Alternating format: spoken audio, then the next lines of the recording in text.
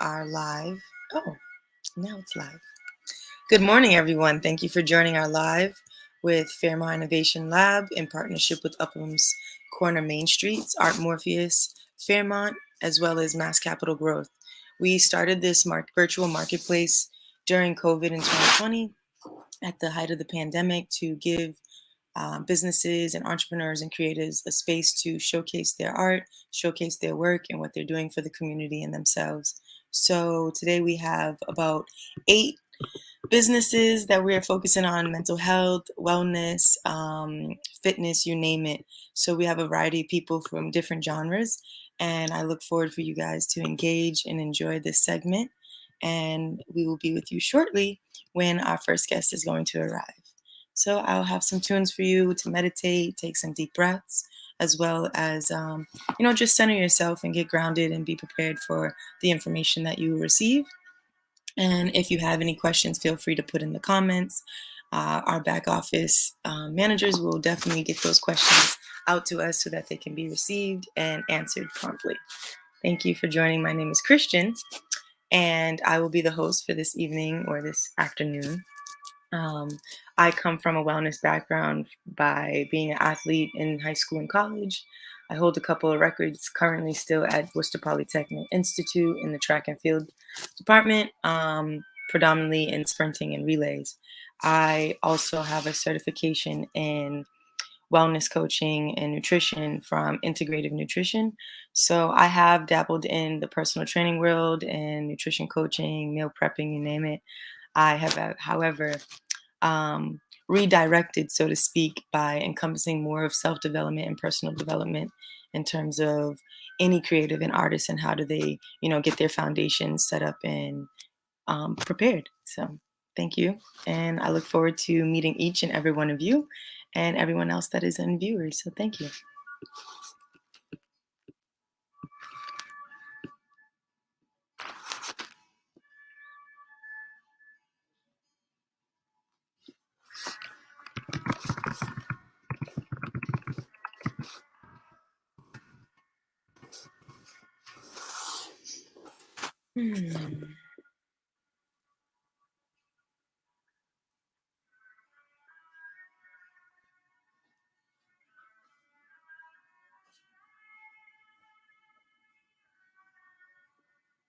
I just sent some love out to everyone, some peace and blessings. I'm not sure where everyone's located, but here in Boston, we're in the middle of a blizzard. So hopefully you're warm, you're safe, you're fed, and you're happy and joyous. So I'm excited for everyone to be joining soon.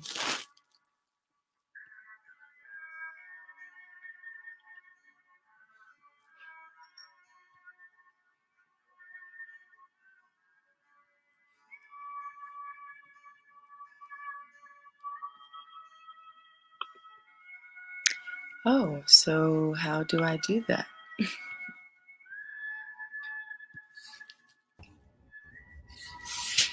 Hello. Good afternoon. Good afternoon. How are you?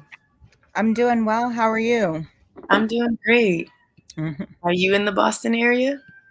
I am. So I'm feeling this blizzard right now. Exactly. Same. Oh my goodness. But staying safe, That's good. staying warm, So I won't complain. So, thank you for joining this call. I appreciate you, Pilar.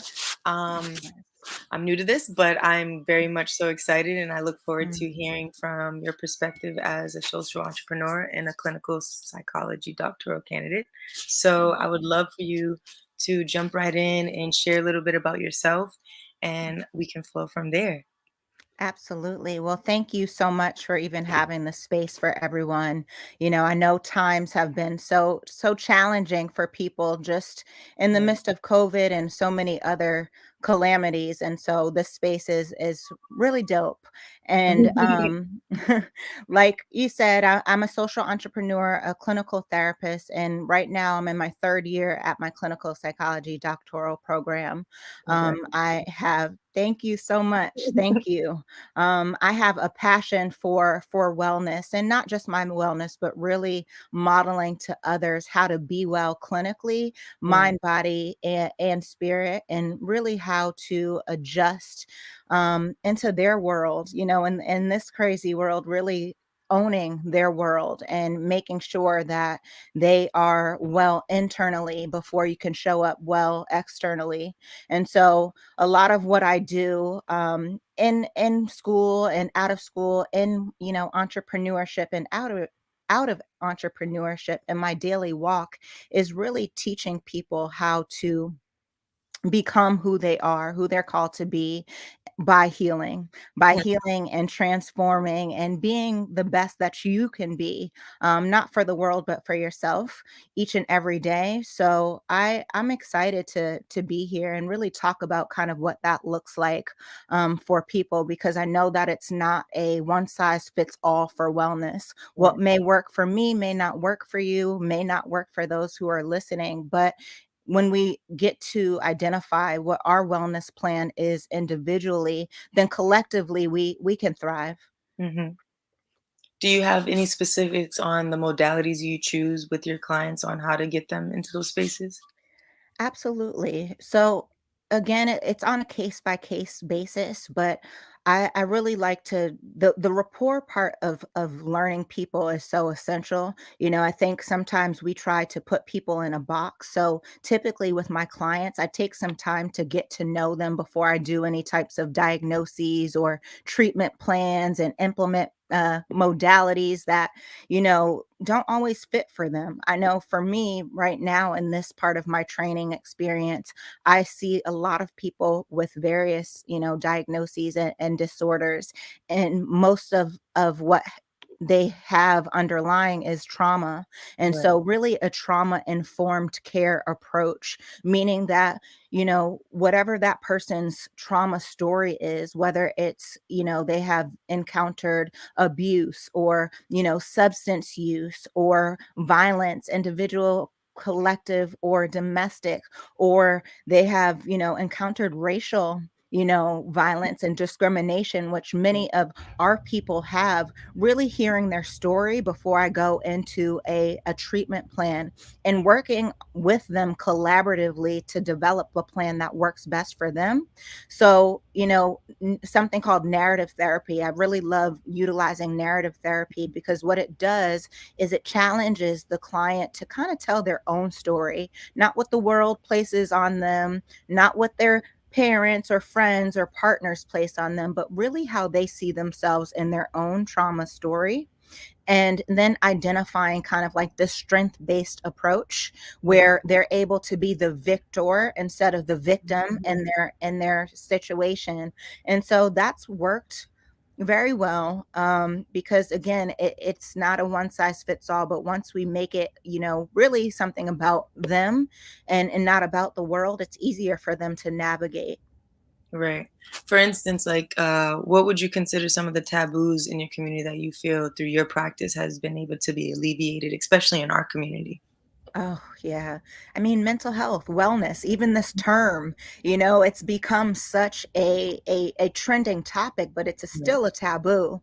There's so many different cultures across the African diaspora that, are still opposed to mental health and wellness, and say, you have to go pray about this. You don't have a diagnosis, you crazy. Go pray, go to church. Here's some healing cultural rituals that you can do to alleviate some of this pain. And so what I do is say, yes, you're not wrong about that.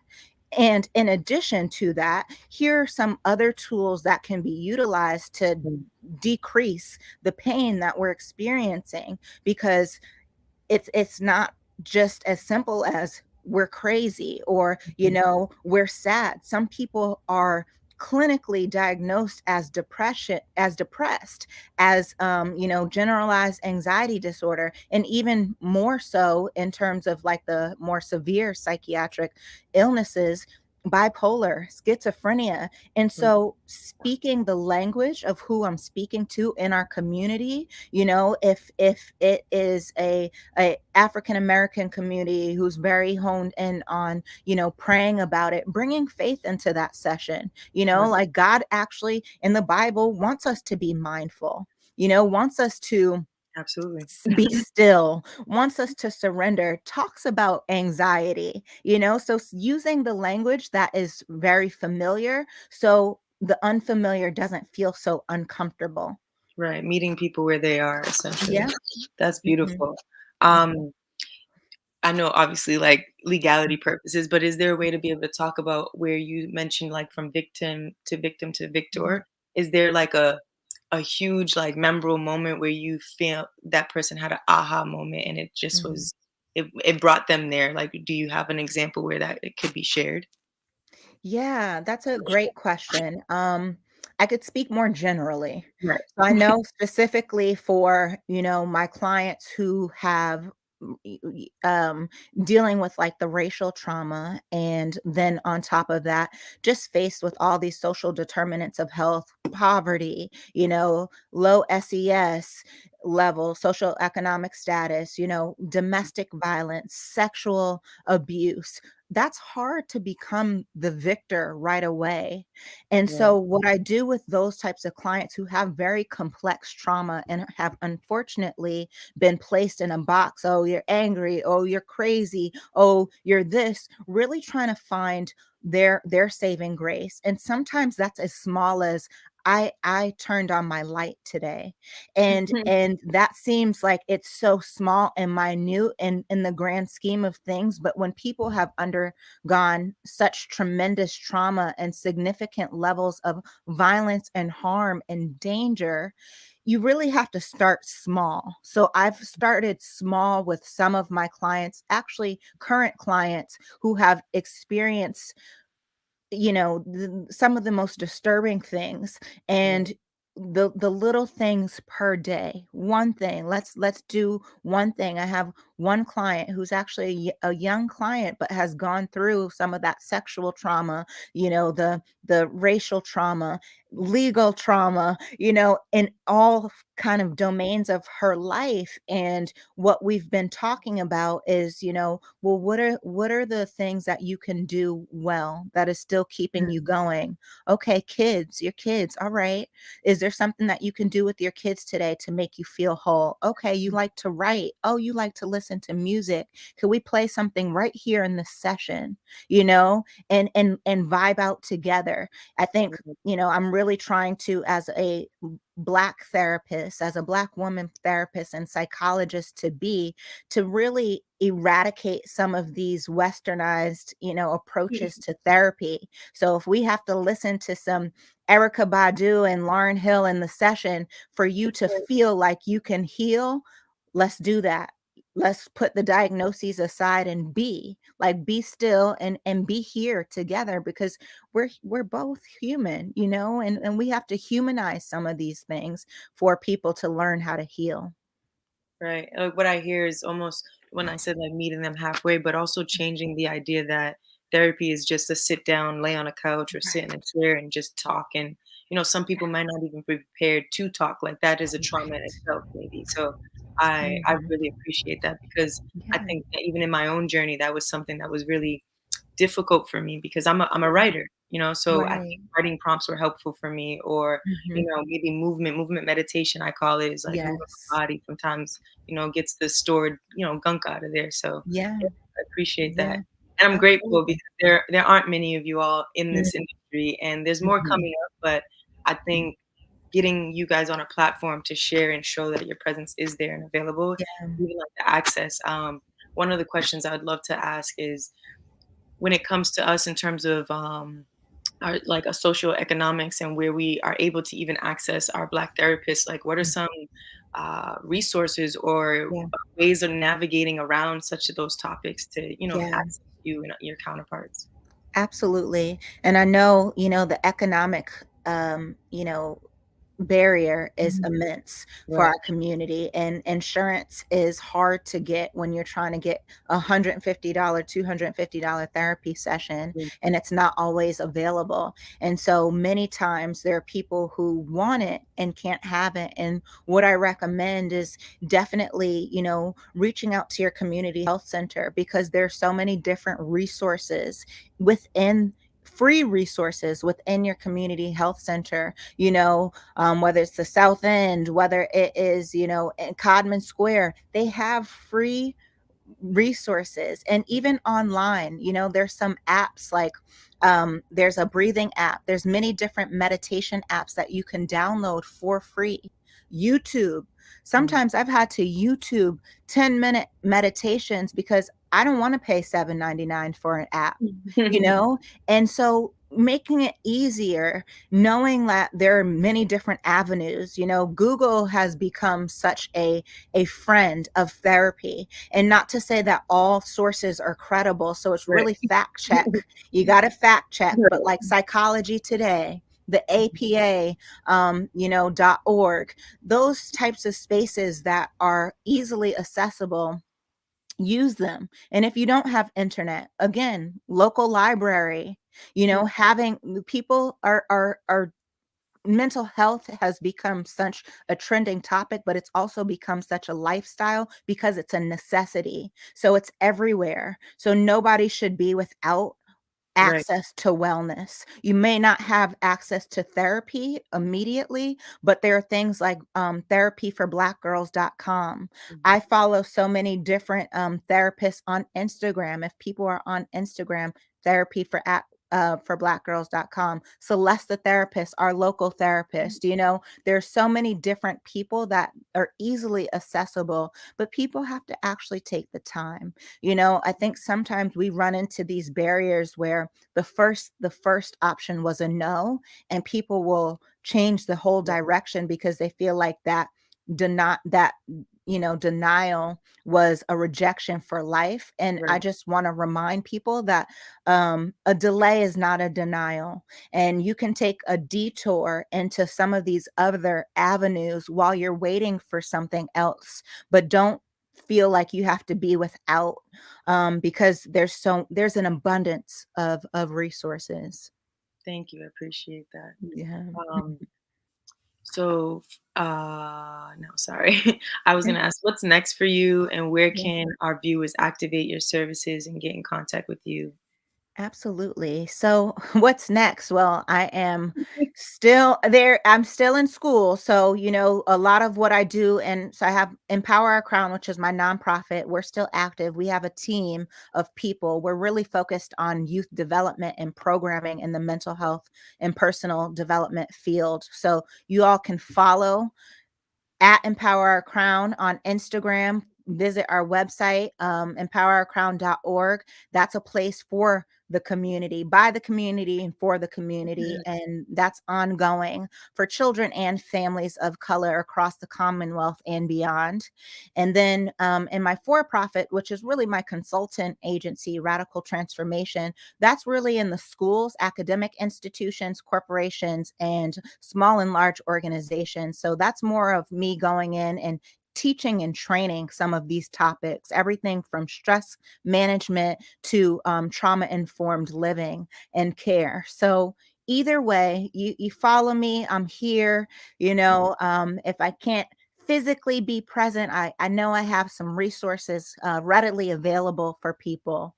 And, that's how you can activate my Are you services. usually taking clients virtually? So my clients are full right now, but there's programming that is virtual, that is ongoing. So, again, if you all are interested in, some of the long-term programming and personal and professional development through a mental health lens, make sure you just follow. And if you are looking for therapists and stuff, we even have those resources too. Beautiful. Thank you. You're welcome. Appreciate your time, and I learned a lot. I'm grateful for you, and I hope everyone else is pleased with the information you shared and look out to you. So, thank you. Thank you so much, and I am grateful and appreciative of you, Queen. Have a good one. You as Mhm. well. Peace. Thanks.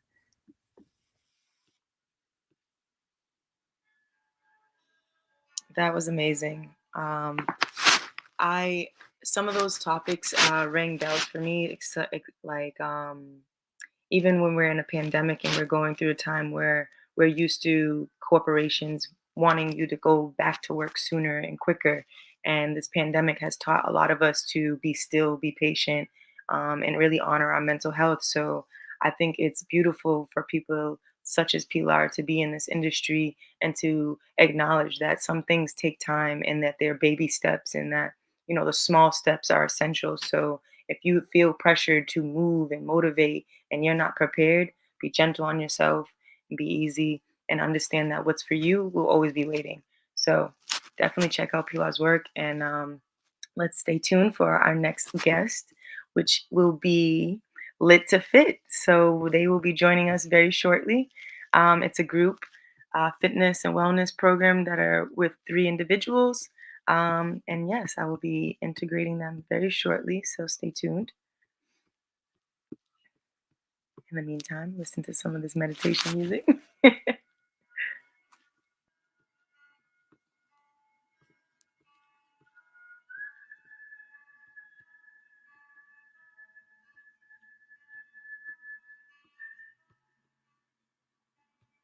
Okay, so they will be on joining very shortly in probably the next 20, 30 seconds.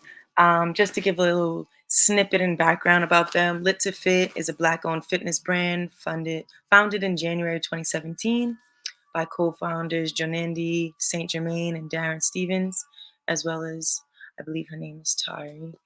Excuse me if I'm mispronouncing.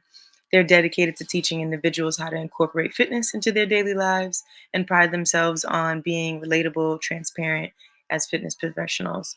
They provide a culture that inspires and motivates individuals to be their authentic, lit selves. We all know what lit means.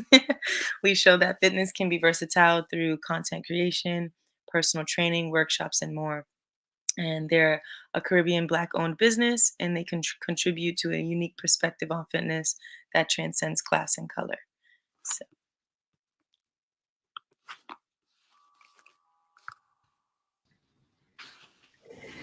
peace, peace. Hi. Hey. To see you all again. Now is Darren joining? Okay, there we Oh, go. I'm here. Let's do it. I did a little mini chat. I'm not sure if you guys were able to see that previously, but I read your bio and prepped everyone so we can get right into it. Um, I would say just start introducing yourselves on who you are individually and what you bring to Lit to Fit as personal people. So, yeah, Mm. whoever wants to go. I'll start first. First of all, just a quick correction: is lit to lift. Lit to Lift, excuse Yes, me. it's fine. It's fine. We get it all the time. But yes, my name is Janati.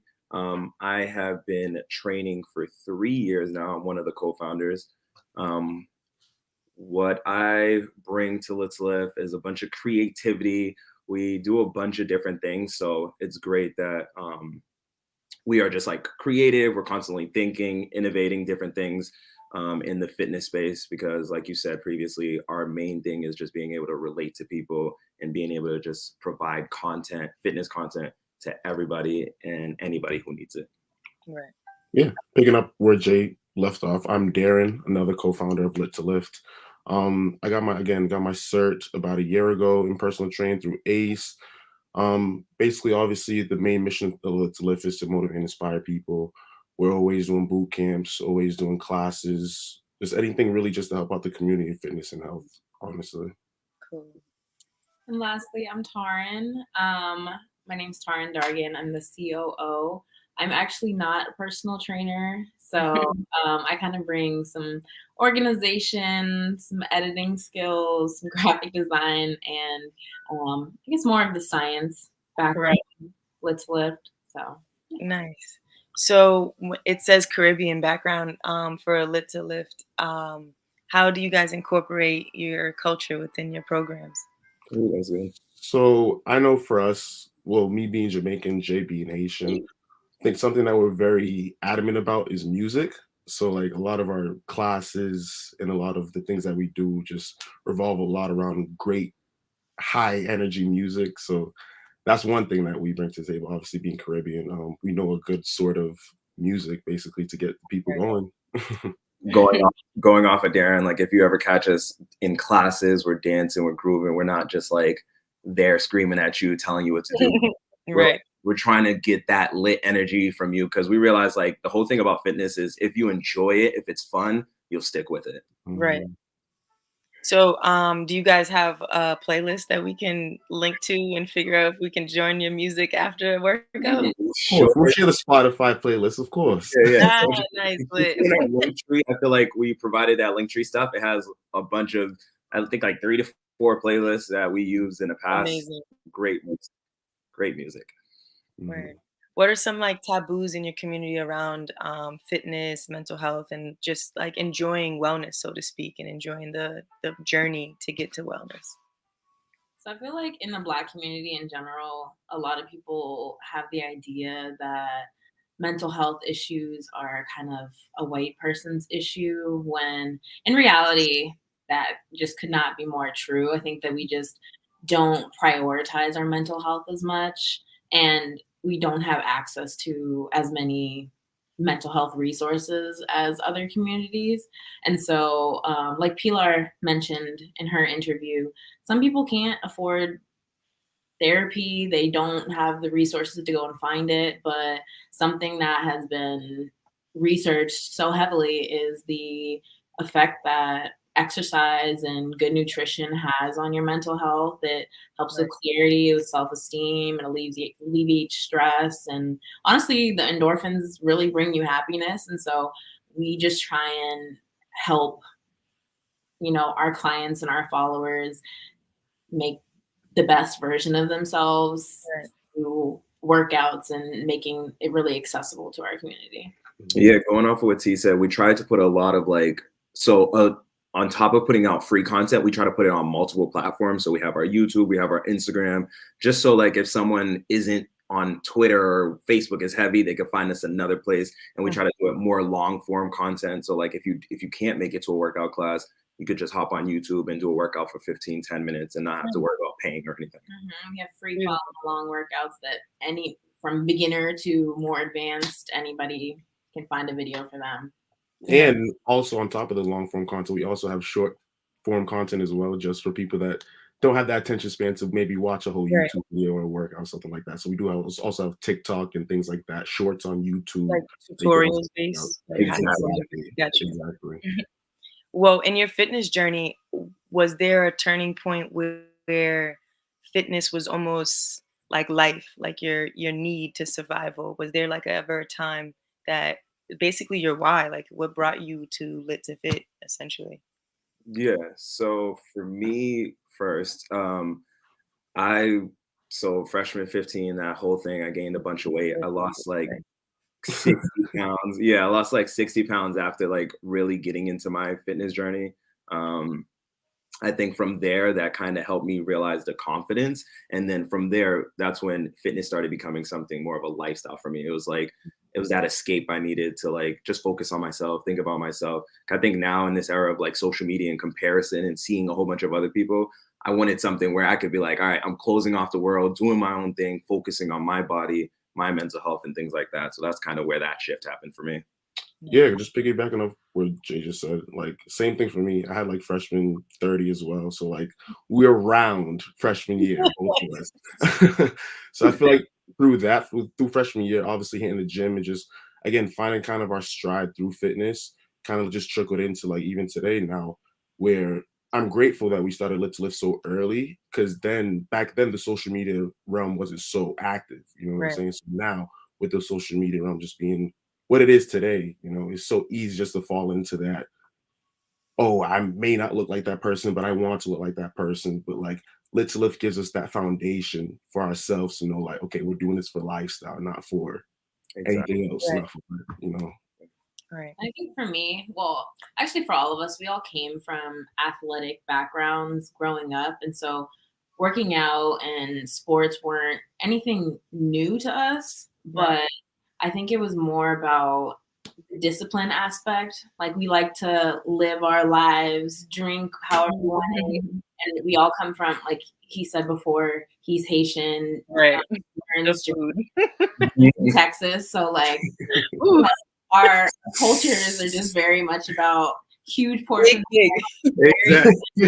Everything's big. balanced meals. And so as we grew up and we kind of just realized like what decisions that we made about our body made us feel better, it was easier to make it into a lifestyle. Because I feel like up until we reached that point where we're mentally like, okay, we're going to change the way we're living, we could work out and then we'd go home and pig out, and we still felt horrible. Like we weren't making any good long-term decisions.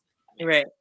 How have you guys balanced that from your culture and as well as fitness and wellness to bridge that gap? Because I know I'm very, very close with my Haitian and Jamaican people. I'm Cape Verdean, but food, it's quite different getting those same aspects here in America versus at home.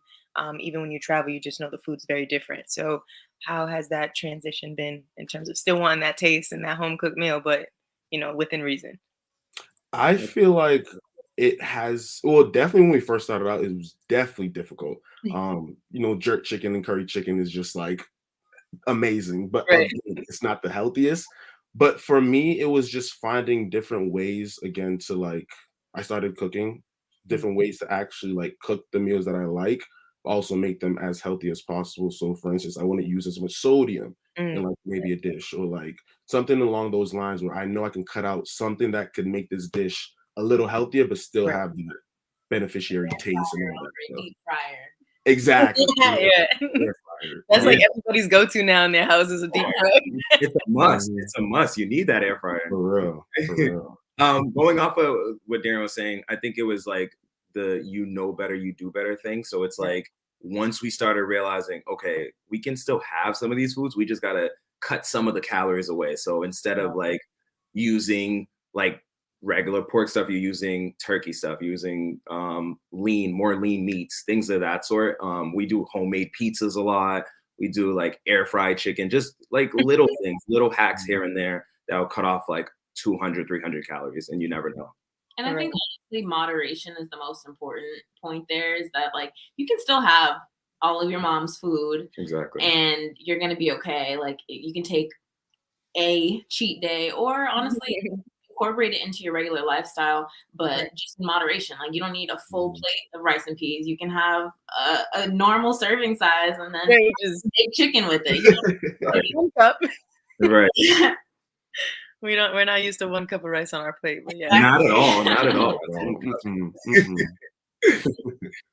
From shifting from a pandemic, how has this changed your business model, or even incited more, leverage or access to your community? How has that shifted for you? Actually, I think it's like helped us out a lot, weirdly enough. When the pandemic hit, we did a big pivot where we kind of really focused a lot on like home videos, more online content. And that kind of brought our whole YouTube series of doing home workouts. And we seen how our audience picked up on that, because a lot of people, even before the pandemic, weren't really going to gyms. They were working out at home. They had equipment at home. So that helped us out a lot, just being able to do stuff more online. We do a lot of like sometimes online corporate workouts for different companies that just may not be in the same time zone as us. So that's been helpful. And then what else would I say? No, I think that was mainly. I feel like it also helped other people. Like it's helped us build our audience, not even in anything that we necessarily have done, but just a change in them, them sitting at home, for the first year, just by themselves. A lot of people had like that introspection that like, I want to change something about myself. I want to get better at this. I want to feel less sluggish. Like, I want to change my diet. And so I feel like a lot of people decided to go on their health and wellness journeys during the past 2 years because of the pandemic and a need for a change. And so we have a better demand for our content and our platform. You're right. Yeah, picking up. Just focus on fitness, or is it incorporates also like nutrition and eating? In a way. So none of us are registered dietitians or nutritionists. Right. And so we can't give actual diet advice or prescribe meal plans, but just through our own fitness journeys and the information that they learned as personal trainers, we know a few things about macros, balanced diets. And so it's mainly like a we're giving advice based on our own life, but we're not telling you what to eat. Exactly. Exactly. Right. Perfect. Mm-hmm. Is there an opposite of what you think when you got into the industry in terms of like a fitness movement or fitness practice that you've challenged and seen they may have been a discrepancy? Because I know there's a lot of things of information of what we were originally told on what to do and versus like now. Has there been something that you've learned in your industry that wasn't so much so the right way or shouldn't have been taught a certain way? Yeah, for me, I think it was like even when I started, like I was saying, when I lost a grip of weight, I think it was like all I was thinking was cardio, like hopping on the Stairmaster treadmill 6 days, 5 days, whatever it is. I was thinking it's just all cardio to lose weight. Then now, if you see it, even in like the social media world, all that, now it's all about just lifting heavy. Like now it's more like strength training is what's the new thing now. It's not even about cardio. It's like the more weights you're moving, putting on more muscle is helping burn more fat. So that was like one of the things for me. Yeah, I feel like Jay kind of hit the nail right on the head. Like for me, going into fitness, like I saw again, it was a lot of running, it was a lot of cardio, it was all just like high intensity, fast pace. Now it's kind of like slow it down, like group classes, resistance base, and all that good stuff right now. So I definitely saw a switch when it comes to that for sure. Yeah, that's what I say. I agree with that. And I think that my switch, however, is more on the nutrition side. I know like from some, like, I think maybe it's more of a womanly thing as well. Like when you're trying to lose weight initially, people always tell you, okay, like 1,200 calories a day, Right. away from this food group, make sure that you're doing your cardio and burning more calories than you're putting in. And I think a lot of women just see that as unattainable because it kind of is. Like nobody really should be eating less than like 1,500 calories a day Right. because your body just needs the energy in order to live your life and have the energy to burn those calories in the gym. Right. And so I feel like instead of restricting yourself using like MyFitnessPal where like you're counting every single calorie, like I think moving towards like intuitive eating and listening to what your body really needs is a lot more effective for long-term change in your life. I agree. I mean, even as like a woman, just knowing certain things that are needed for our womb just to even bear a child if you're looking to conceive. Right. Some of those topics just don't go. Right. So what is next for you all, and where can our viewers activate your services, get in contact with you, and anything that's up and coming that we should be on the lookout for? So Go ahead. You can go. I'm like, y'all already. Yeah, you could say what where they can find us at. What's next for Lit to Lift though? Again, picking back up where we left off last year, a lot more group classes is something that we're planning in 2022 spring, into the fall, into the next year. That is one thing we're trying to do heavily. Online content is going to also continue for us. We have a YouTube where we post, like Jay said, workouts all the time, posting vlogs, lifestyle vlogs, if you just want to check up on us sometimes. And yeah, for the most part, just again, getting the word out about Lit to Lift for the most part. Like this is a great help for us, just getting the word out about who we are and what we do. Yeah, Jay, you can pick up. Yeah, so you can find us Lit to Lift, LIT, the number 2, LIFT. It is our name for everything. You can find us on YouTube, Twitter, Facebook, Instagram, all that. Yep, it's on the shirt. We also have a website that we're gonna be revamping, but we sell merch too. We have like some shirts, and yeah, like Darren said, group fitness classes coming this year. We still do a lot of business to business stuff too, like this panel, for instance. Like we just try to network with other Black owned people and just local Boston brands to just get more of the fitness out there. Right. Also, sorry, just also adding, we would love to collab with a lot of other fitness professionals as well. I know there's a few in here, so like definitely contact us. We're definitely willing to collab with everybody. Right. That's beautiful. It's collaboration over competition. Exactly. Preach it. Thank you. Thank you. I appreciate you all joining. I look forward to seeing you guys move further. I'm glad that you guys got to share your information, and it's a pleasure. Thank you for joining. Thank you for having us. Appreciate you. Peace. Peace.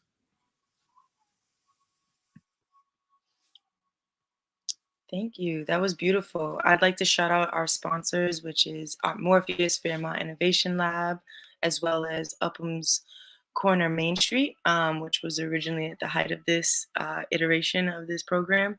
So if you'd like to take more details and figure out about what we do and how we're, engage in the community, check out filboston.org and stay tuned for all the next representatives and follow up on their websites and their social platforms and handles as well. Um, yeah, so we have up next, we have Carmen. She is, let me divulge a little deeper. Hey! I mean, you're here, so do I need to give you a edifying intro, or would you like Sure. I'm like, where is your thingy here? So, I don't have yours. I'm so sorry. Oh, no, here we go. Carmen Bladden. And she's confident. She's a wellness coach and an owner of Healthy Energy Active Living, also known as HEAL. Through intentional healing, she teaches ambitious women how to reclaim their confidence, find balance, and develop healthy habits in order to achieve optimal wellness while building the life they desire and deserve. Deserve is a key word. So thank you for being here. It's a pleasure having you. And Absolutely. get in and get started. Let me know what you're about.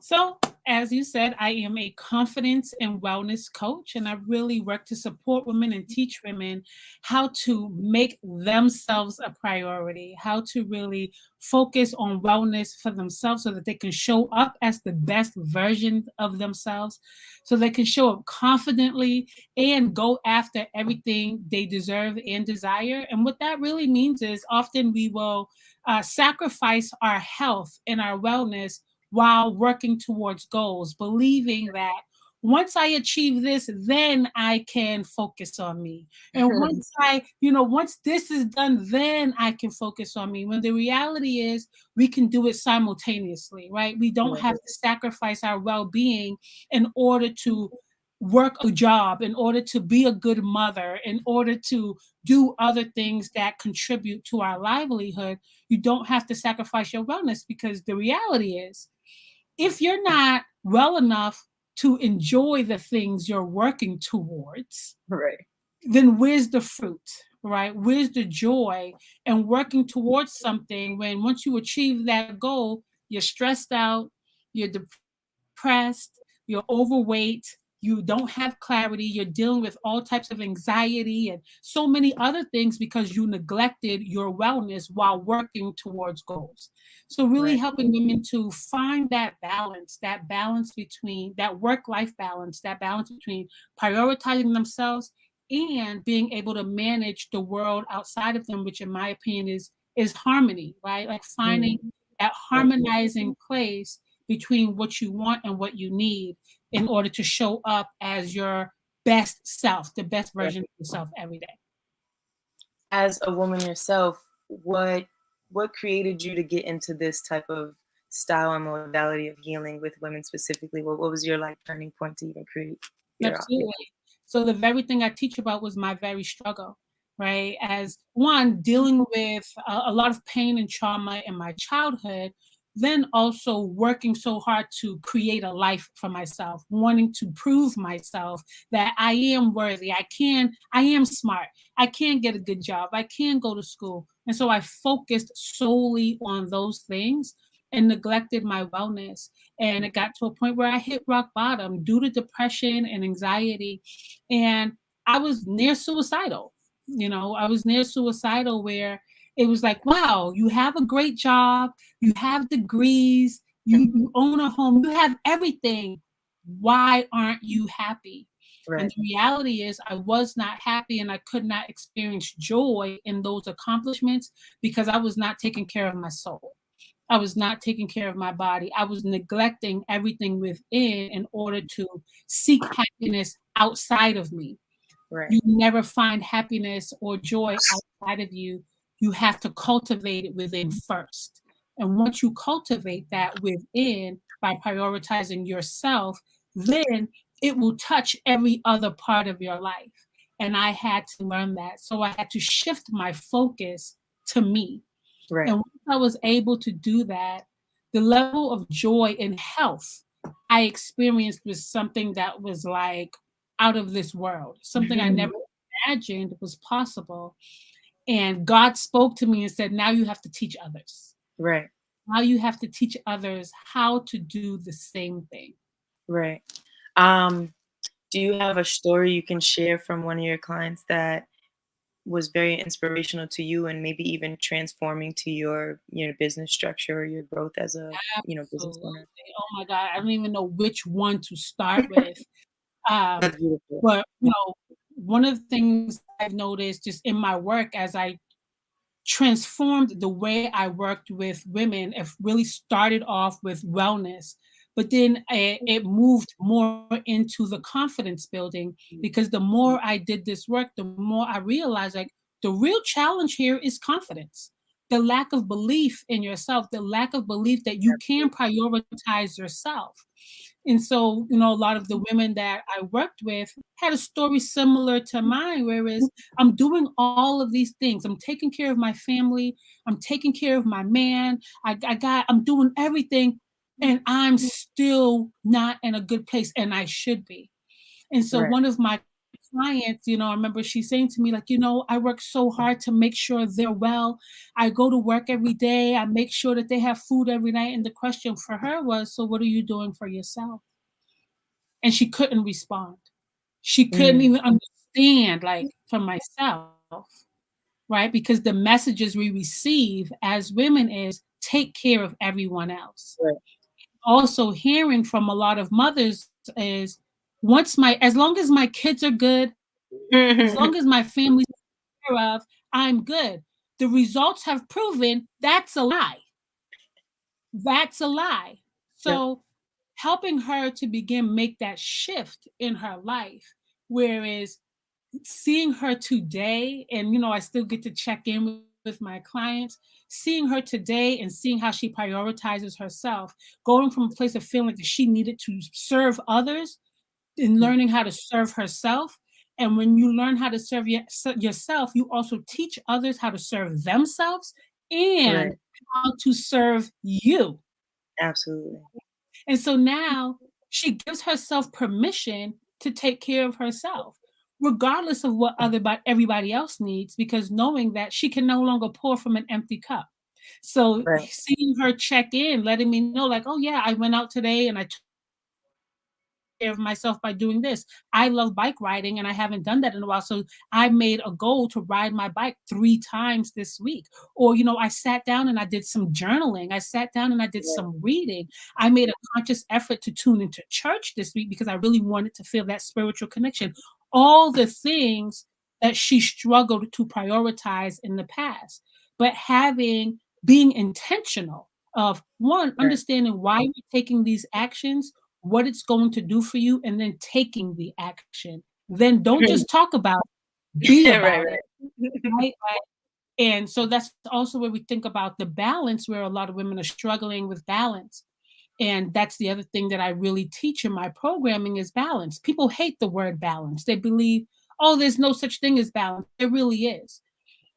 The challenge is what we believe balance is trying to do everything.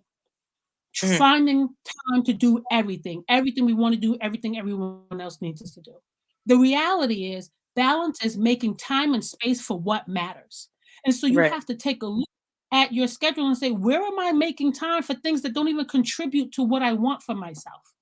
Right? Spending time watching smut TV. How was that Mhm. helping you in your growth and in your wellness? Right? Spending time on the phone, talking to people that don't really contribute to the person you're becoming. All of the Right. things that we're giving our most valuable resource to, time, we have to reevaluate. Right. Right? So we have to make time and space for what matters. Nothing matters more than you. Right. Nothing. I appreciate you actually sharing the word harmony in the beginning versus balance because what it shows is that balance isn't that split down the middle, black white Mhm. type of thing, but really No, harmony is like the, ebb and flow and the, that's right. gradient between two things. And I think as women especially, we tend to feel guilty when we put too much or more effort, not too much, but more effort in one area, feeling like Yes. it's less or taking away from something, but that may mean the overflow of this area can be in another, subset or category of our Ab- life. So I appreciate those choosing of words. abs- And Absolutely. as far as pandemic, how has that shifted with you, connecting with your women and connecting with your clients in this wellness journey? So, when the pandemic hit, it was like, whoa, what's happening, right? And because I always met with my women in person, with my clients in person. And so, but I also saw the incredible value in, whoa, we're virtual. I can actually support even more women now. I can work with people in other states now. So, Right. I saw the pandemic as a bittersweet. It really gave me a new perspective on my work. It gave me incredible ideas for how to reach people. It allowed me to be more creative, but it also gave me time to sit still. It gave me Mm, time to sit still and reconnect with my own needs, right? Reconnect with what I needed to be productive, what I needed to be successful, what I needed to be my most authentic and healthiest self. And I'm so grateful for that. Through the pandemic, I let go of a relationship that I realized, like, oh, that's heavy. Thank you, pandemic. That got to go, right? Like in the right. pandemic, it gave me a lot of clarity because prior to the Mm, pandemic, we were just moving, going to right. work, Autopilot. building business, raising kids. Pandemic said, sit your butt still for a minute. Let me show you something. Right. And I really, really appreciated that. To me, the pandemic helped me grow tremendously, personally Amazing. and in my profession. Beautiful. What would be next for you? And is there something that you're looking to integrate or implement that's new in your field of study and what you're trying to do with the community? Yeah, so I actually will be offering more online courses coming up next month. Right Nice. now, I'm offering a free self love journey for the whole month of February. So Okay, if I'll you be joining. so it's going to be so much fun. If anyone else who is interested, you can log on to my Instagram at Heal with Carmen B. The link is in my bio to join in, and you could join at any time because I don't believe in, oh, after this time is no longer available. No, like, we need to be loved on constantly, learning how to love ourselves constantly so that we're pouring from a full place. You Right, can also check out my Walk in Power podcast, available across many platforms where I'm talking about these things on a regular basis. And I also offer wellness workshops in my community. So I do a lot of wellness workshops for youth organizations as well as organizations serving adults. So if anyone is interested in having wellness workshops implemented, definitely feel free to reach out to me. You can also reach me through my Instagram platform and my website at www.healwithcarmenb.com. beautiful. Thank you. And are your youth and adult programs integrated at all, or they're usually separated? They can be. So Okay. depending on what organizations are seeking, what they're needing, a lot of the work I do again is around the confidence and wellness. One, I want to help you build your belief in yourself Right. because we are so dope. We are so dope. Yeah. And when I learned how dope I was, I can see the dopeness in others. And that's really about finding your power, right? Like, Right. which is why my podcast is called Walk in Power, recognizing the power you have to make that shift to create the life you desire and deserve. So whenever someone reaches out to me about programming, first I want to know, who are we serving? Right? Because it's Right. not one size fits all. Who are we serving? What are their greatest needs? And then I would either say, okay, what do I have right now? Or what can I develop to make sure that I'm reaching the needs of that population? So if it's a population that is mixed with adults and youth, the workshop will be tailored for that. Or if Right. it's just youth and just adults, it will be tailored for that. Beautiful. Thank you. I appreciate you coming, and I'm so grateful for the information you shared. And I'll definitely be tuning into your self love journey and the Yes. acts of love. Thank you. Thank you. Peace.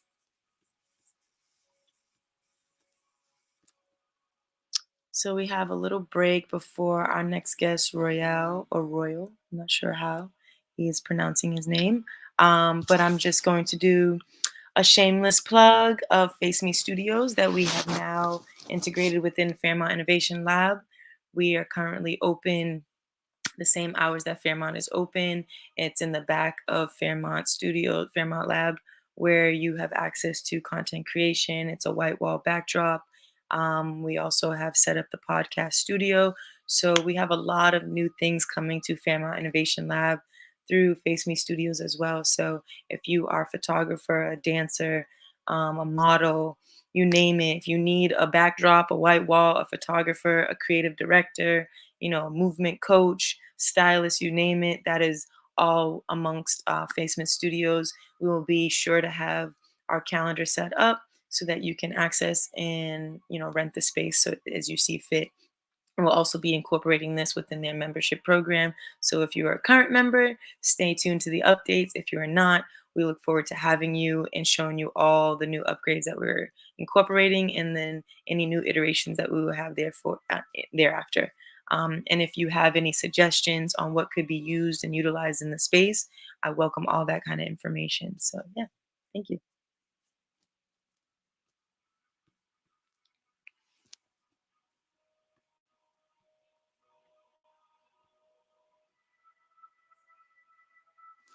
How's everyone feeling so far? How's everyone feeling, thinking? Are there any questions out there? Shoot your shot, put it in the comments, let me know so we can get those things answered. But for the time being, you can check out this music, my background meditation music from Insight Timer. Yeah, but this has been a pleasure so far. I've really been informed and encouraged, to be honest, and inspired by everyone, especially seeing my counterparts, my equals, and those that share the same understandings within our community, and having this platform that has been given to us by our sponsors and made this stage available for others to be able to share and integrate their knowledge and their findings within the community and bridge more gaps. I'm really empowered by those things. I really appreciate bridging those gaps in community building, because when we want to go far, we go together. So I'm grateful for every person that has come on previously and those who will be coming on continually. So stay tuned. We have about 3 or 4 more guests waiting to come on. So.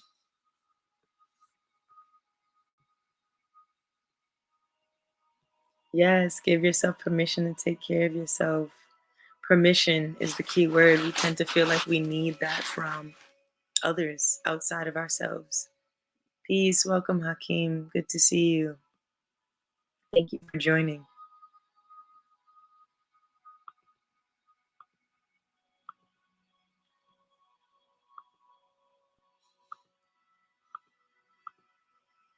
Good vibes, good energy. Thank you. Thank you. I appreciate it.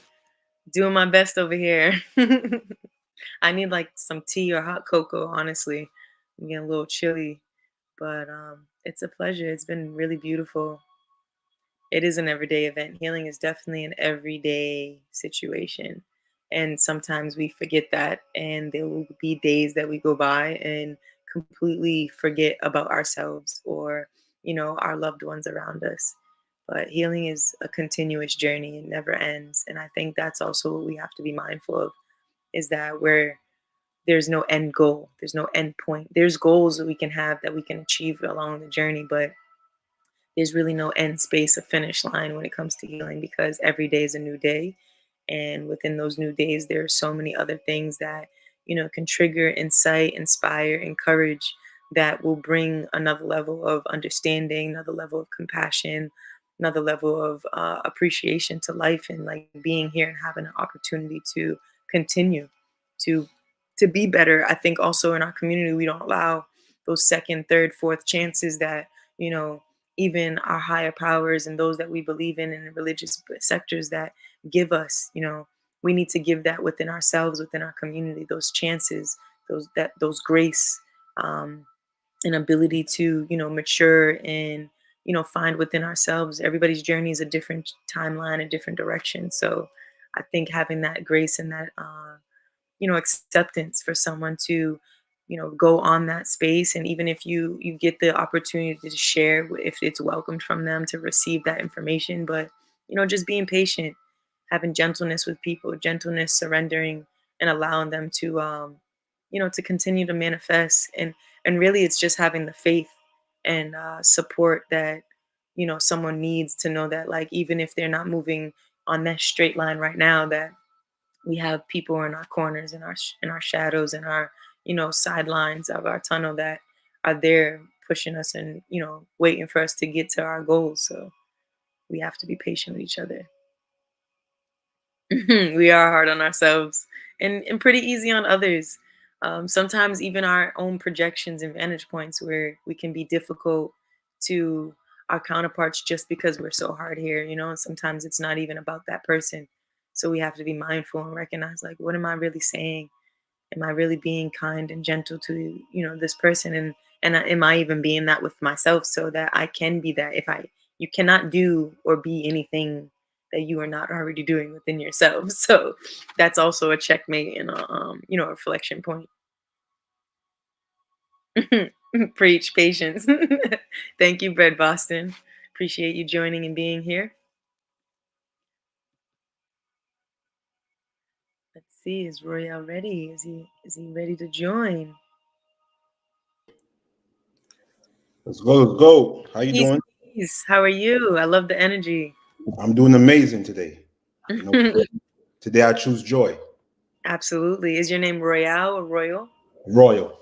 Royal. Thank you for clarifying. Robin. So tell me a little bit about yourself. What brings you to the space? Well, what brings me to this space, I would say specifically, is my transformation from, Beautiful. from leading a certain lifestyle for a long period of time, thinking that would be the end all be all, and then getting to a point in my life where it was more detrimental to be that individual. It was great for myself to be that. So I had to transform. And I think in that moment, the transformation was the biggest revelation of my life. Do you mind sharing how that transition even started, happened, or maybe even ended in that way? So as far back as I can remember as a kid, growing up in Brooklyn, New York, in the East Flatbush section, in the 80s and in the 90s, I always wanted to be the man. I wanted to be the man, like my other peers wanted to be the man. So, you do different things that would support that image you had of yourself. Right. So growing up, I was good at fighting, so I fought a lot, right? And I went from fighting a lot to stealing bikes, from stealing bikes to robbing people, from robbing people to, holding up corner stores or sticking up gambling spots. From doing that, I decided that I needed to reinvent myself from that because it was too dangerous to be a sticker kid. So I started selling drugs. And then from drugs, I finally felt that I had achieved my best self. And that was my end all, because I was good at it. And it was going to help me escape poverty, help my family out, until I realized that leads to me being in prison for a very, very, very, very long time. And I felt like I was better than being in prison for a very long time. Absolutely. So, in that instance, after serving time myself, I decided it was time for me to reinvent myself. It was time for me to pour into my gifts, the gifts that God blessed me with. Right. And I would say it's helping other people become their best selves. Right. Who are some of the people you gravitate to, or you are specific in your reinvention, coaching and programming? So when I started off, it was geared more towards the youth. And as I've been growing in my transformation and on my journey, I shifted a little bit more towards adults, right? More towards adults who are experiencing setbacks, Right. and don't know how to overcome those setbacks. Right. So in life, every single individual goes through some level of setback at some point or another.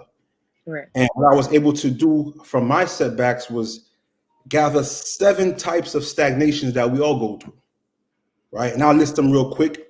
There's no specific order for it, but we all go through these setbacks. And it's our circle of influence, right? Our family, our surroundings, our friends, our environment.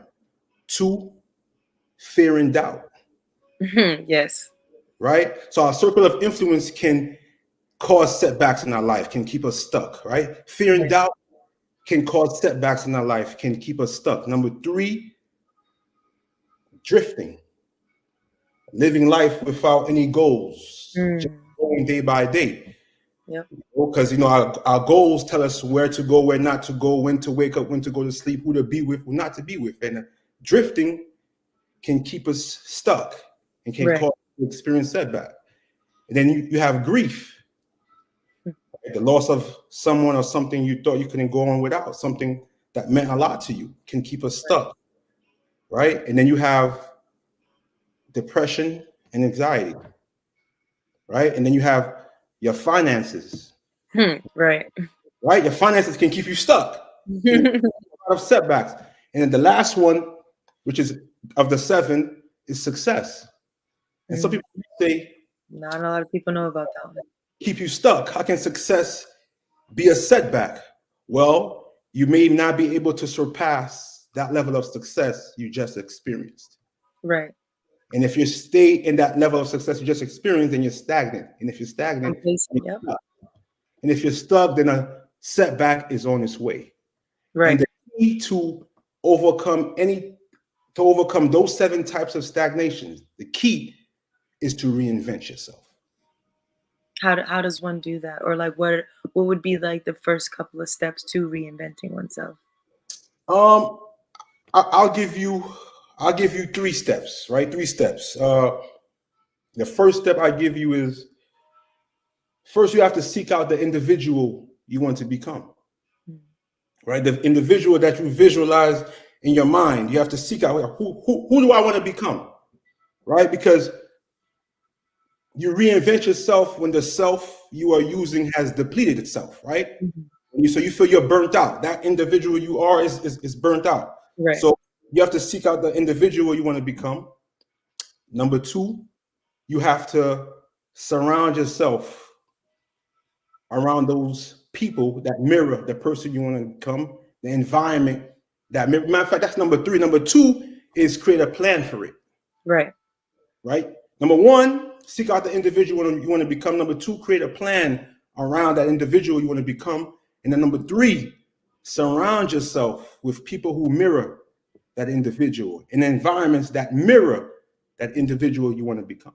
And those are 3 basic steps that can help you reinvent yourself. But of course, it's deeper than that. Right. I was like, can we go a little deeper than that? Because sometimes when even when you say drifting, that came to mind is a lot of people use the word, I like to flow through life, and not realizing that can be a hindrance because you're not creating, not boundaries, but like a clear line and a path, like you say. So how deep can we go into in terms of what kind of environment do we put ourselves? How do we navigate that if we only know what we know? Is that saying going to try new things? Is that saying, tap into you as a coach? Like how can we really navigate that? One of the things that helped me make my transformation, one of the biggest things that supported me was reading books. I didn't start reading books until I was in a prison cell and I had to occupy myself with something to do. And I started reading books, a lot of books. And that was my biggest way of figuring it out, getting out of my environment, right? A coach, motivational videos, right? A professor, our education. There's a lot of ways to support our journey. And those ways are right in front of us. Right. Only if we learn to recognize them and accept them. And then the biggest thing is digging deep within ourselves to recognize our light. Yeah, I have an incarcerated parent. So as bad as it may sound, but there is this level of um, not privilege, acceptance, so to speak. That when you said reading a book in prison, you are able in some aspect to, you know, not have that kind of connection with, you know, the outside world, so to speak, because you know you have to you have to, you know, initiate a phone call, or even having that time by yourself that the outside world doesn't really understand how that may look. I wouldn't say like it's better, you know, in prison, but I do see that through my father's experience, he has been able to tap into reading and educating themselves. Honestly, from you're from New York, but here in Massachusetts, we have a high level of education, and a lot of people discount, you know, the prison system on what kind of individuals that are there. And sometimes more than not, they are a high level of intelligence that they don't get to actually, you know, explore and execute and really tap in with mutual people who are on that same timeline. So I don't know if that's something that you've experienced or you got to witness within there, or maybe outside in this structure where even us, we can say we don't have the time, but it's like we can create that time if we want to. I believe the most intelligent people are in prison, because in prison you have nothing but time to focus, nothing but time to hone in on that specific thing. And we all know that when you hone in on that specific thing, you become the master of it. Absolutely. Right? So, because in prison, you're going to find doctors, you're going to find lawyers, judges, police, you're going to find educators, you're going to find therapists, you're going to find everything you find out here, you find it in there. Prison is not a great place to be, but it gives you an opportunity to focus. Right. Once we focus and we hone in on that specific thing, we become the best of it. Right. You know? So, yeah. What would be coming up next for you in your programming and how you help assist people reinvent? Are you doing stuff with the youth, integrating with, you know, adults, and you know what can we see from you? This year, I want to help 100,000 people reinvent themselves. Hey, I like that goal. Yeah, I want to help 100,000 people reinvent themselves. I think reinventing yourself is actually shedding skin. Mm-hmm. Animals shed skin, right? The trees, the leaves fall off. Right. As human beings, we have to reinvent ourselves. And every time we reinvent ourselves, because you don't reinvent yourself once. No. Every time you reinvent yourself, you bring yourself closer to your best self. Right. And I want to help people do that. I want to help people become their best self by way of reinvention. Right. Where can they access you, and do you have a program that they can tap into and, you know, start getting some consultations with you? Well, most definitely. They can access me through royalelradin.com, ROYALELRADIN.com. They can access me on my Facebook. They can access me on my Instagram. They can access me on Twitter. They can access me at my empowerment center, which is in Stoughton, called the RTI Empowerment Center. So you have all these ways to access me, and through all those outlets is how I'm going to help 100,000 people reinvent themselves. And some might say, how are you going to do that in 1 year? Well, Christian, right? Yeah, Christian. If I help you reinvent yourself and I'm successful at it, then you'll be able to help somebody else reinvent themselves as well. Absolutely. Compound effect. Compound effect, right? So it's not so much of what it is or how it looks like. It's about getting it done.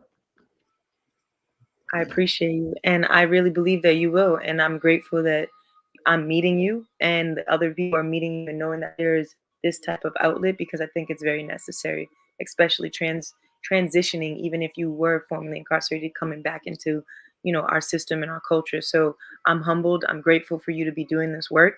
It's necessary, and I hope many more people see this and connect with you and help, you know, bring that vision to life, because we need the new, you know, the soldiers out here that are bringing heaven on earth. So I'm very grateful for you.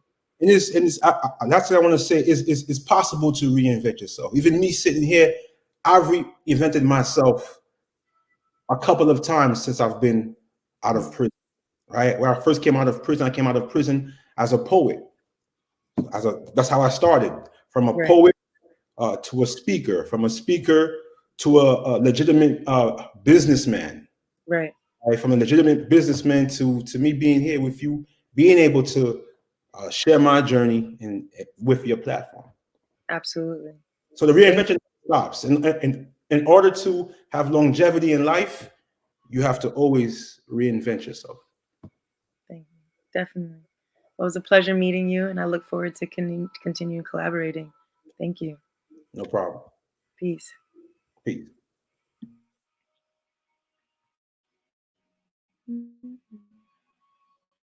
Nice. That was beautiful. Very humbling. And we need more individuals like that in our space. So what we have up next is Marlene Boyette, and I will get started in introducing you to her.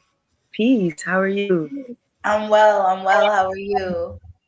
I'm great. So I see that you're a trauma-informed yoga and wellness instructor with sound healing practitioner. So I would love for you to, dive deep into that and tell us like how does that look and what does that even mean? Sure. So I am a trauma-informed yoga and meditation instructor. And so what that means is that my teaching and my facilitating is structured around acknowledging that most people have experienced some level of trauma, right? And so we're creating safe space for folks to rest, relax, move their bodies, and not be triggered. Right. So my cueing during classes is different. I try to see anything that I offer as an invitation rather than a directive. Whereas usually, I don't know if you have taken any yoga classes or, but it's usually like the instructor just telling you what to do. Sometimes there's not a lot of options. So trauma-informed facilitation provides a lot of space for folks to do what feels best to their bodies and to stop at any time and just take care of themselves during the practice. The sound healing kind of came as just something that I had experienced myself and became interested in and then studied afterwards. I felt like it was a nice kind of enhancement to my teaching and the work that I was trying to do with children and with adults. And so it goes hand in hand for me. Nice. So I see you do a lot of work with youth and you're at Advent School?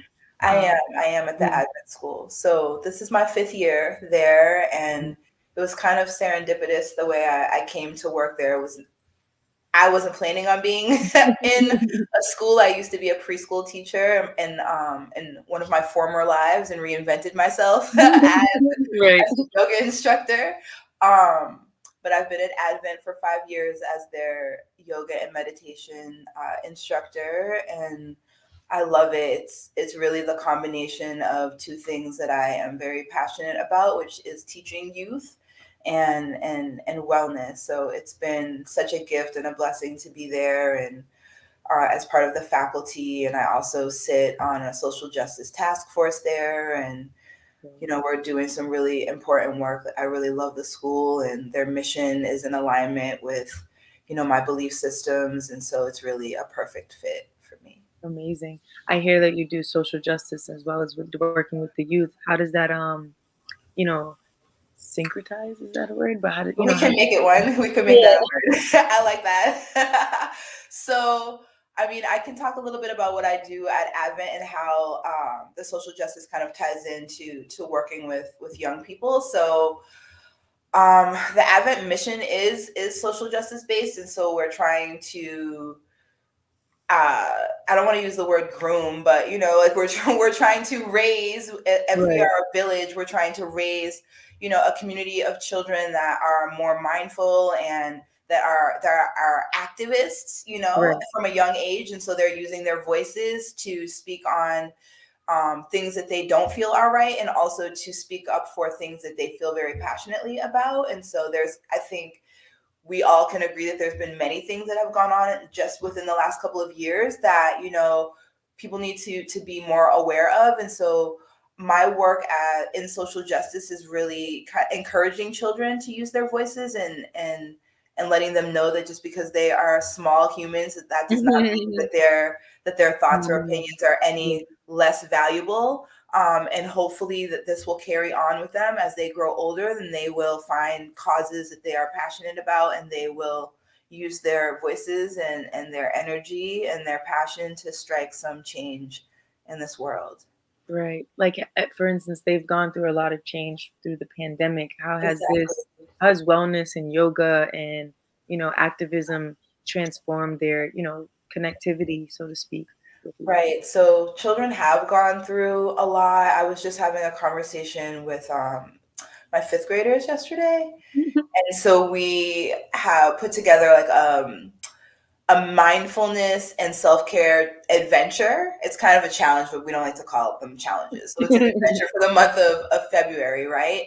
And we were talking about just how stressful it has been, not just on adults, but on young people that have had their entire worlds like flipped upside down, right? Like we all know that children are social by nature, right? They as very young children read all of their social cues and like ability to connect through face and facial gestures. So having masks on like cuts that off. Like it's very hard for children to connect, just with missing half the view of the face. So it's just been really challenging for them, and not being able to be with friends and family as they would like to be, and not being able to move about and be, in community as they would like to be. So, I guess this is kind of a part of social justice. I asked the students, what do you think we can do to help our larger school community right now?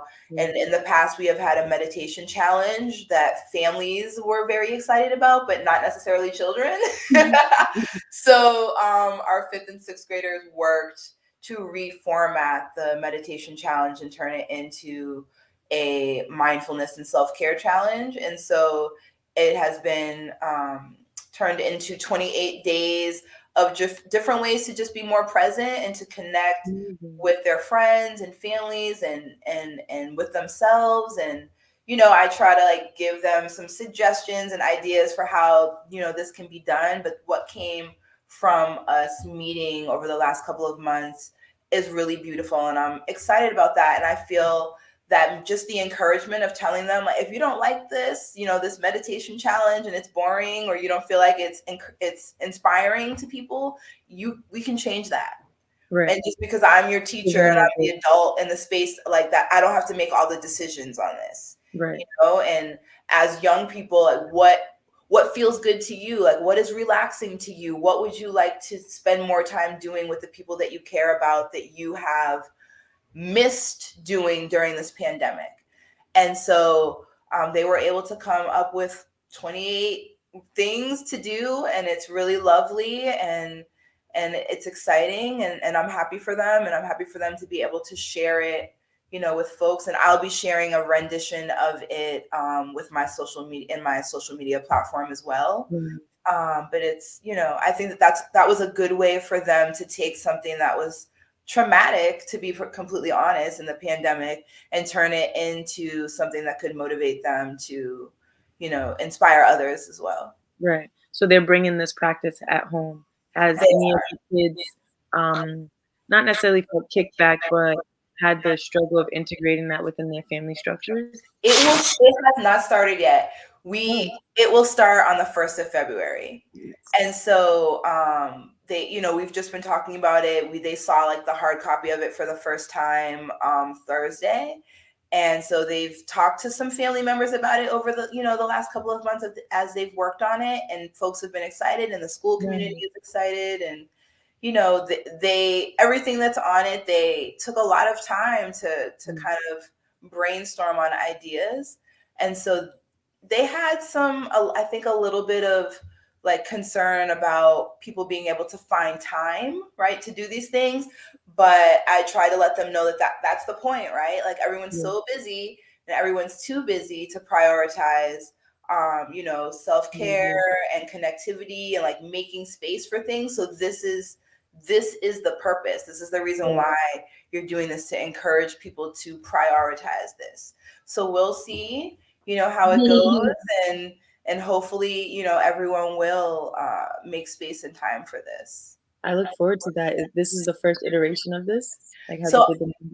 So this is the first iteration of this version of it for our school community. In the past, I have also simultaneously run during the month of February a meditation challenge or a mindfulness challenge.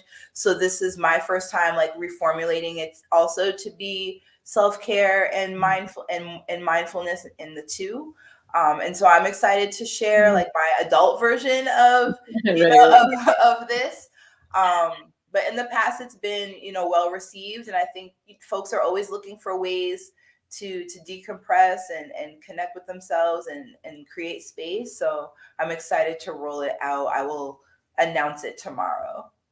Definitely. Thank you. I see how that can almost essentially bring, adults into their inner child, so to speak, and then bring, the youth into, those spaces and conversations. So I think that's absolutely amazing. Right. It'll be fun. I'm looking forward to it. There's some dance parties thrown in there and some fun stuff like that. So it'll be cool. Would any of this be taken up on virtual where people can access or, join in, or is it just personal for now? So I have built in within the one that I will offer out to like my community some opportunities for us to do things virtually. So there will be like a virtual dance party option, and I have some playlists that I'm making available that people can collaborate on. So if they want to add songs to the playlist, they can do that. And I have some recorded sound baths and things like that.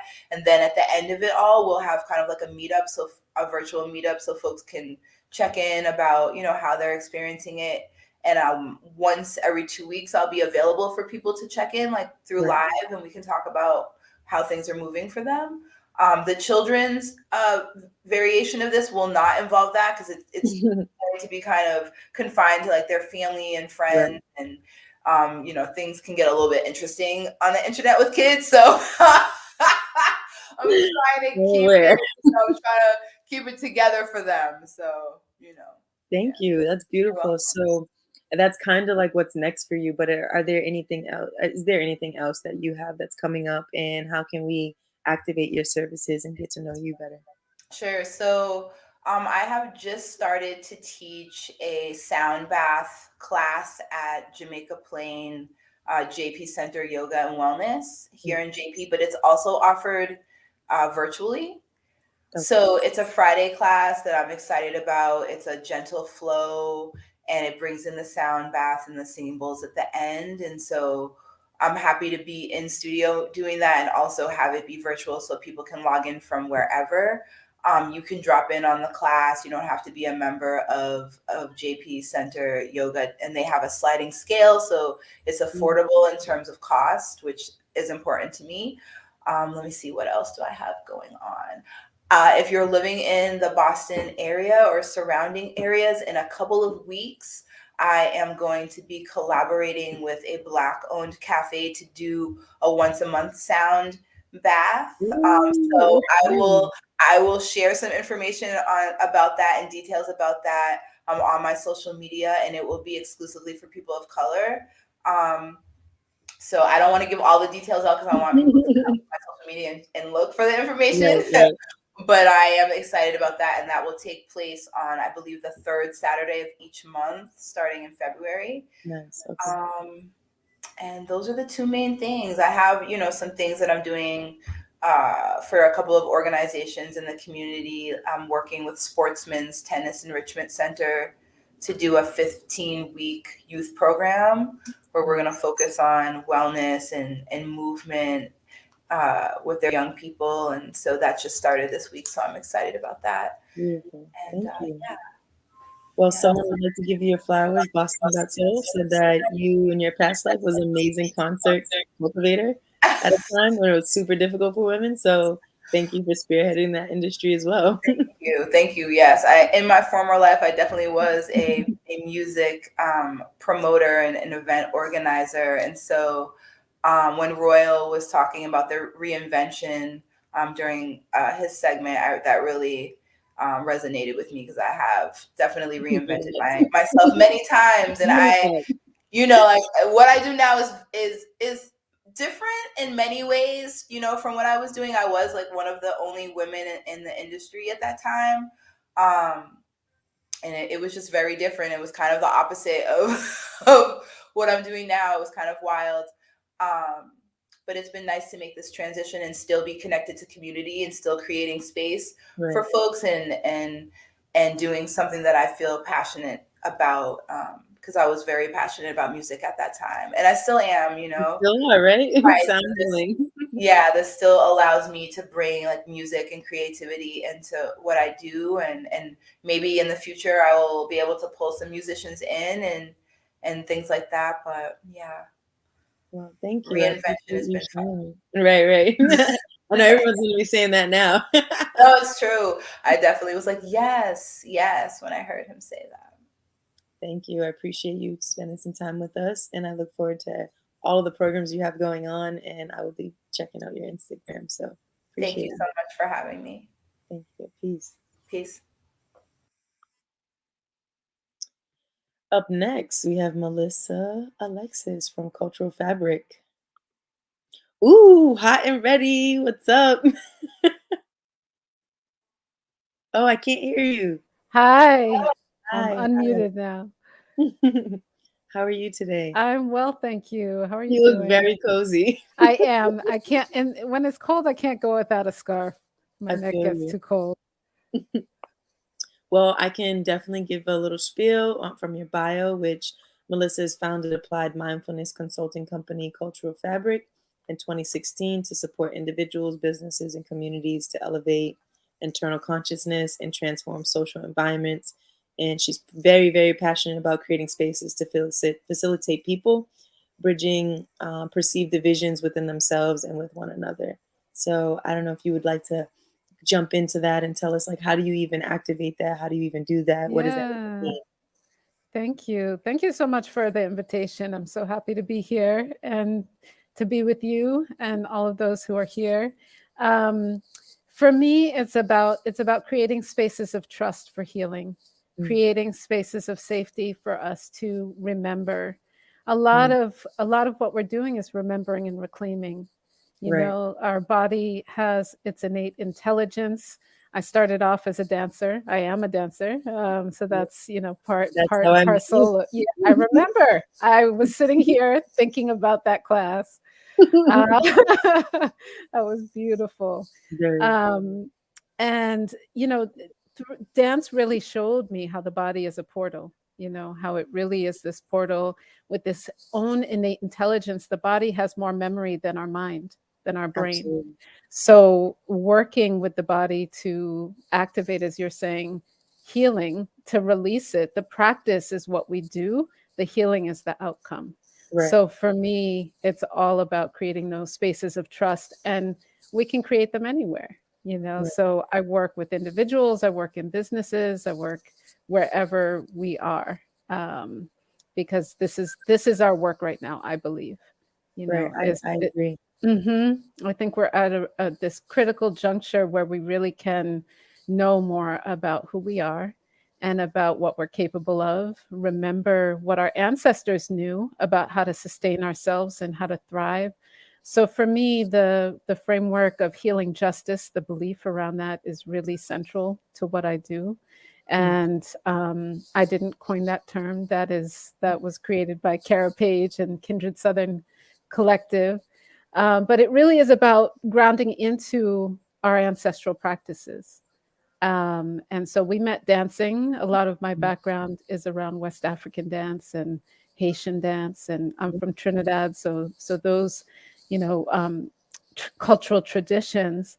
And so being able to understand through practice what that really does for our bodies, how that unlocks a sense of healing, is really beautiful. So yeah, there's so much to unpack. So if you have questions, like hop in. Otherwise, I'll keep I going. mean, even I can share even from my personal experience in working with you and Destiny, another dancer as well from the Boston community.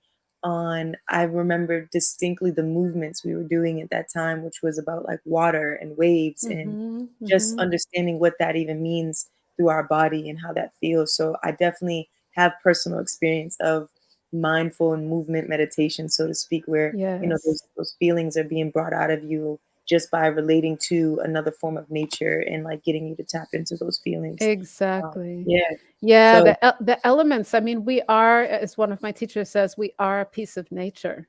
You know, absolutely. so knowing ourselves in that way, that we are completely connected to the elements, and it interacts with us in different ways and can inspire and activate different things for our own healing.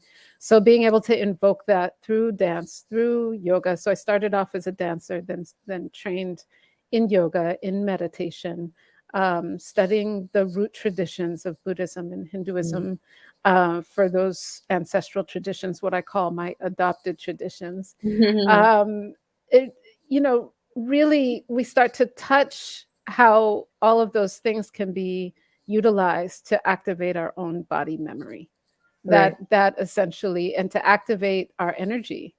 So if we think about the freshness of water, you know, what happens when we take a bath or take a shower or go out in the rain or go into the ocean, it actually changes something chemically for us, and Absolutely. can release something from us so that we can, you know, change our energy. So we actually know how to do this. We know how to change our Alchemy. own energy. Alchemy, absolutely, absolutely. And so we are all alchemists. And so Right. for us to really realize that we have that power is amazing. I was listening to Marlene talk about trauma-informed yoga and the ways that she leaves a lot of space for people to make their own choices. Right. The thing about going to any yoga class or dance class, whatever form of, you know, healing physical work that you're doing, really understanding that we have the power to shape our own experience. Because if we go into the paradigm of just waiting for the teacher to tell us and trying to fit the image of what we think they want us to look like, then we're not getting the feeling of what the experience is on the inside.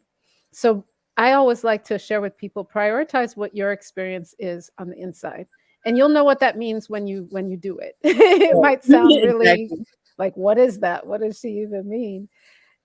It really means just be in your own experience. Yeah, decide to go at your own pace. Decide how you want to direct yourself. You have the power. We have the power to guide ourselves. Right. And honestly, only we can guide ourselves to our own healing. Nobody else. Very true. Mm-hmm. I even when you said that our bodies remember more than our brain, and I actually understand that from like a movement space where when you say remembering, I feel like we spoke more with our bodies before we used Yes. language. So Yes. being able to connect and even allowing ourselves to just shift and letting our bodies lead us. And it's usually really hard, I think, in our culture to accept that and sometimes to be led by that. Yes. And this is part of the decolonization process that I go through in one of my programs called used to be the Healing Arts Institute. Now we just call it HEAL for short. But it really is understanding that programming and deprogramming ourselves from valuing words over nonverbal communication. Our communication, as much as we talk as a society, nonverbal communication is still 90 or 95% of how we actually talk, you know, Right. and relate with each other. So the problem or the challenge is that, you know, when we came from our heritage lands, whatever they are for all of us as BIPOC, we started being sort of the value was given to us of the spoken word. And so now the valuation on that, literally how much money, how much respect, how much, you know, all of that is tied to the verbal. And so the body had, and even before that with religion and all of that, the body became devalued and also fragmented from the brain, from the head, from the mind, which are all separate things. So we became fragmented.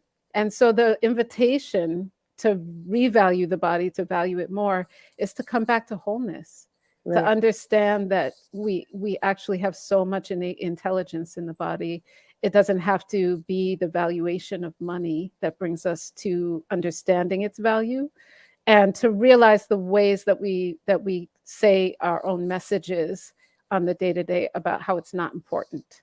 You know, Right. how we just don't have time for the body, or we don't have time, and to realize how much it's still dictating our lives, even if we're not Absolutely. attending to it. Especially even through social media and how that can be a very visual space, but not Hmm. realizing what we're communicating just through those pieces, like Absolutely. we can comment and caption, but what we're really Yeah. sharing to Or the communicate. messages that we're being programmed to value that aren't necessarily authentic to what we think, feel, and want to cultivate, but we take it in, and so then it becomes ours. Right. And so there's a way for us to start to pay attention, and that's where mindfulness comes in.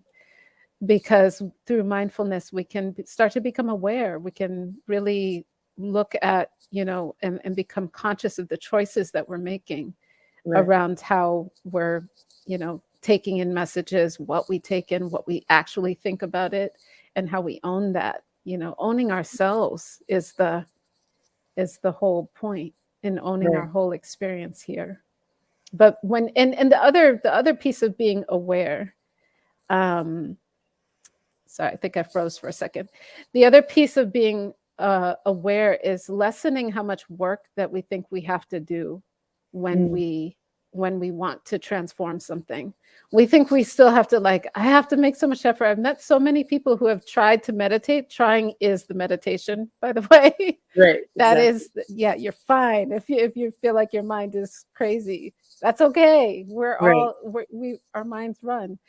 But the way that I just lost my train of thought when I called our minds crazy. Our minds are not crazy. Um, I'll come back to the effort. And I know I'm going on. I'm just so excited to share like No, I love it. so much of this with folks.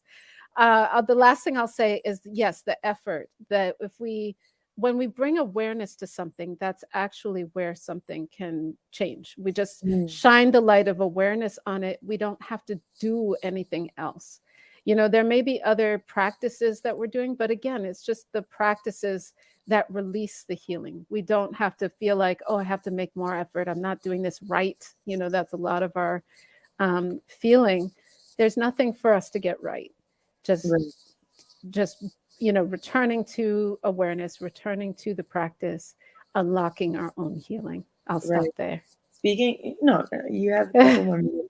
Like even the understanding that cell has memory and that we carry Yes. certain information in ourselves. So for someone who might be struggling with a set of emotions like anger or fear, and that can be stored in certain parts of our body, is there a tip that you can give our community on where can we even cultivate or start that process of releasing that from our body, at least before we speaking it or Yeah. reading things about it? So I remember I was with a group of young people recently, and they asked me, well, what is the first thing you do to heal? And that's what I'm hearing in your question. The first thing, and I remember the young person saying, I think you have to understand first.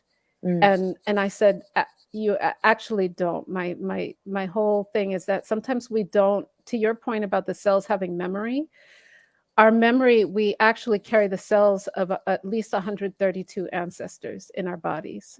And so we may have intergenerational and transgenerational trauma in our cells that we don't understand, that we may never come to understand, Right. so but that's not what we need in order to start our healing process. It's just the conscious connection with our own body, and trauma can stop that for some of us. And Right. so getting the support to come back into conscious connection, or if it feels safe for you to do so, come into connection with yourself. And then people are like, well, how do I do that? It can be as simple as connecting with your breath, which that's the genesis of movement. The beginning of movement is just breathing. Right. So if that feels okay, do that. If it feels okay to do, Marlene talked about music. If you feel okay dancing, if you like to dance, but be in a dance that's not like something that you learned. Be in a Right. dance that's something that's just kind of freestyle, so that you're aware of the choices that you're making and the experience that you're having. What are the feelings? What are the sensations in the body? Come to know, actually, even if you're sitting or you're dancing, what sensations do I feel in my body right now? Right. You know, come to know that and not judge it, not give it any labels or categories, but just become aware. You're collecting this information about yourself. And so as you do that more and more and more, you're starting to come back to this sense of remembering yourself. Right, home. Definitely. Home in the body, home in the Right. body, home in the body. Well, thank you so much. There was a lot of information that you shared, and I look forward to diving deeper into this because that is something very healing for me. Movement of the body is like how I communicate. So I'm grateful for that experience that I had with you and Destiny. And I would Yeah. suggest anybody in this community who may not feel, empowered in their throat chakra or, the ability to speak, to tap into people such as Melissa, to get access into that, to tap into other forms of modality. So I thank you, and I would love Yeah. for you to share where we can find you and how to tap into your services. Yeah, so I know I said a lot. It's many layered Very. processes. So I love taking people through those layers as part of the program that I mentioned. The Healing Arts Institute, or HEAL, really brings you onto or helps you step onto your own path of healing, and connect it also to whatever you think is your personal vision for your life, your mission in the world. So I'm also just all about us cultivating our own leadership. And so that program, find me on the website. I'll also post about it on IG, so that you can apply. We're enrolling the next cohort very soon. It's a small cohort based program, intimate. It's 8 weeks of delving in together, and it's virtual, so you're able to access it, wherever you are. And yeah, I invite people into that process. I teach yoga on a weekly basis virtually on Mondays from 6 to 7:30. We do the physical practice, but yoga is, a whole system. So we touch into many parts of that system. So yoga and meditation and breath work and talking like this. This too is yoga. So check in about that. Again, you can find that on the website culturalfab.com.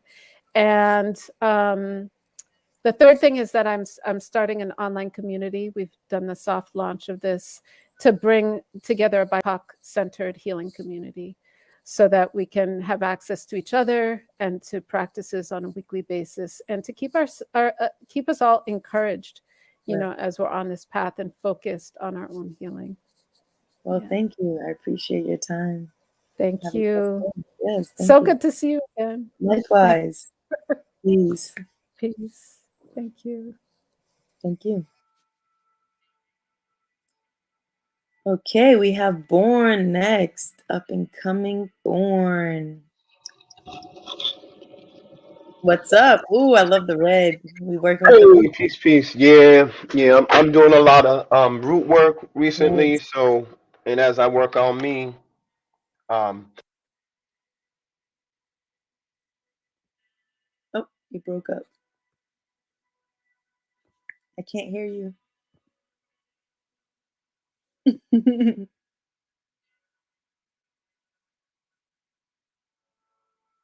Oh, now it's.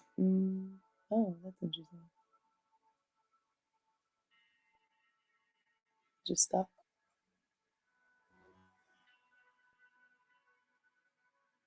Unmute it now. Maybe it will work. So now you can hear me. Hey, there we go. All right. So I'm sorry, I had on headphones. I've been taking so many notes from everyone talking. So I was at a workshop a little while ago, and I got this wonderful red hoodie by a guy named Kurt Faustin, and just incredible. Look at it, drop out of fear, right? So as I listen to all the people talking today, like a lot of what we're dealing with is like fear, right? Fear of ourselves, fear of other things, fear of success, fear of being, our whole selves, our total self. So yeah, I've been rocking this red, and I was out fighting the snow earlier, so I'm about to go out after this for part 2. So oh Jesus, I mean, why? It's not stopping anytime soon. No, it's not. It's not hardly done. So I mean, you're rocking the red. You said you're working on your root. That's at like frequency level. It's on the scale of what we're talking about, fear. So where what's bringing you to your root chakra? What do you got to say for that? Well, our root chakra is a lot of is about where our fear exists, right? It's the base of us, right? Mm. And so in our center body is where our immune system lives, right? And so if all your vital organs live there, that's where your health is. So this is where we have to start. And a lot of times we only see red as danger, right? Right. But red is for so many other wonderful things, like the sun is red, there's so many wonderful things that are just red in our lives that are about life and energy and fulfillment. So red. Right. Yeah. Well, we were just talking with Melissa about body work and body communicating. You are in the body work world. So do you want to talk about how that can even come into line about energy and also emotions in the body and how you handle that with your hands? Yes. So on top of being a body work, I'm also a yoga instructor and do a lot of different things around health and wellness. But as it really relates to body work, right? Holding space. Mm-hmm. I think that everyone who spoke today was talking about holding space, right? And holding space just means being non-judgmental and allowing a person to feel their feeling, whatever they're feeling, and to release it. Right. And so I do that on the table through body work by having people breathe and have them connect their breath to relaxation. And the strokes that I'm doing, so as I might be doing a movement, they're doing a breath, and they're releasing something right into the table. So basically what I try to do in sessions is help people to understand how they're connected to their body, because a lot of people aren't connected. They don't breathe deeply. We maybe breathe in our chest. We're not breathing into, our stomachs. We're not breathing deep, right? And so when we start to connect our breath to our movement, in yoga, it's something called the Kriya, which is a moving meditation, right? Mm-hmm. And so when we can actually take what we're doing on the floor in a yoga class and we can elevate ourselves and start to walk around with that same kind of concept, we actually start to change our lives in motion, not just in motion on the floor of yoga, but in motion walking. And I think that's part of the principle of like a lot of what Melissa was talking about, Marlene was talking about, Royale was talking about. It's just a urge and a need for us all to just be well. And so that's how it's relative to body work for me. Right. And I see that you also do internal body work, which is the eating source, and as like a vegan and plant-based diet and helping people transition. What are some of the ways that you really get someone who may seem like going strictly straight to vegan, be a really big gap? Like how can they break down that journey to get into that space? It's small steps. It's like anything else, we don't go out and achieve a goal in one day. Right. We get to things in our life by like little small steps, right? And we add on to little small things. It's the small things that add up to be big things. So if you can start to get someone to drink water more, they can start to see how fat leaves their body, because just that hydration is going to lubricate their joints. It's going to make them feel better. They're going to have less aches. As you start to then introduce food that is actually calming to the body, herbs that are calming to the body, things that may excite you in ways that you need the excitement, like you need a cough to come out, or you need phlegm to come out, or you need something. So this is the ways that I do it. And I really try to help people find whatever that space is they need to be in so that they can transition from that space to the next space. And everyone's at a different part of that journey. Right. But, you find them, you get them where they're at and you just say, hey, let's go further. Right. That's the kind of thing. Yeah. Do you have like 3 food or herb choices when you're working with your root, as well as moving into a more plant-based or healthy lifestyle living? No, I don't think that there's any one thing in particular that's going to be good for everyone, because health and wellness is not a cookie cutter thing, right? So you got to find what it is that you need. And they'll be like, oh, Christian, I need this, or I need this. And it's the same thing when it comes to health and wellness, right? There's times when we can deal with mindfulness to the point where we can say, I'm going to go in and face this fear. I can do this myself because I can go back and talk to my 12-year-old self. Right. Now at 20, at 30, I can go back and talk to my 10-year-old self. I'm now the person that I wanted to be then. Culturally, food becomes a little difficult with us as people of color, because throughout this transmigration, or spread through the slave trade and the whatever wanderings we've done, we've started to take on a lot of foods that traditionally aren't necessarily good for us. And we've got to kind of realize that some of the stuff that we're eating now is not good for us. The only reason why it didn't really hurt us when we were enslaved or when we were working as slaves is because we were working so much it wasn't taking effect in our body, right?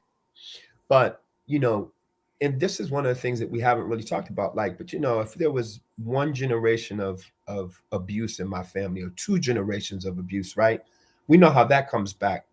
But when we're very rarely talking about 430 plus years of trauma, right? What does it take to get out of that? So we all have to really be able to identify the ecology, which is that group of people around us, that some of whom are going to pour into us, some of whom are going to say, come on, let's go out and shake our booty, because you need to shake that off and let it go. And other people who are going to say 2 things to us, which are very difficult. One is, and I'm sorry, I'm saying this like I'm going to say shit, but sometimes we need to sit in our shit. We just need to sit in it. We need to stay there. We need to stew it, and we need to go, oh, wow, this is bad.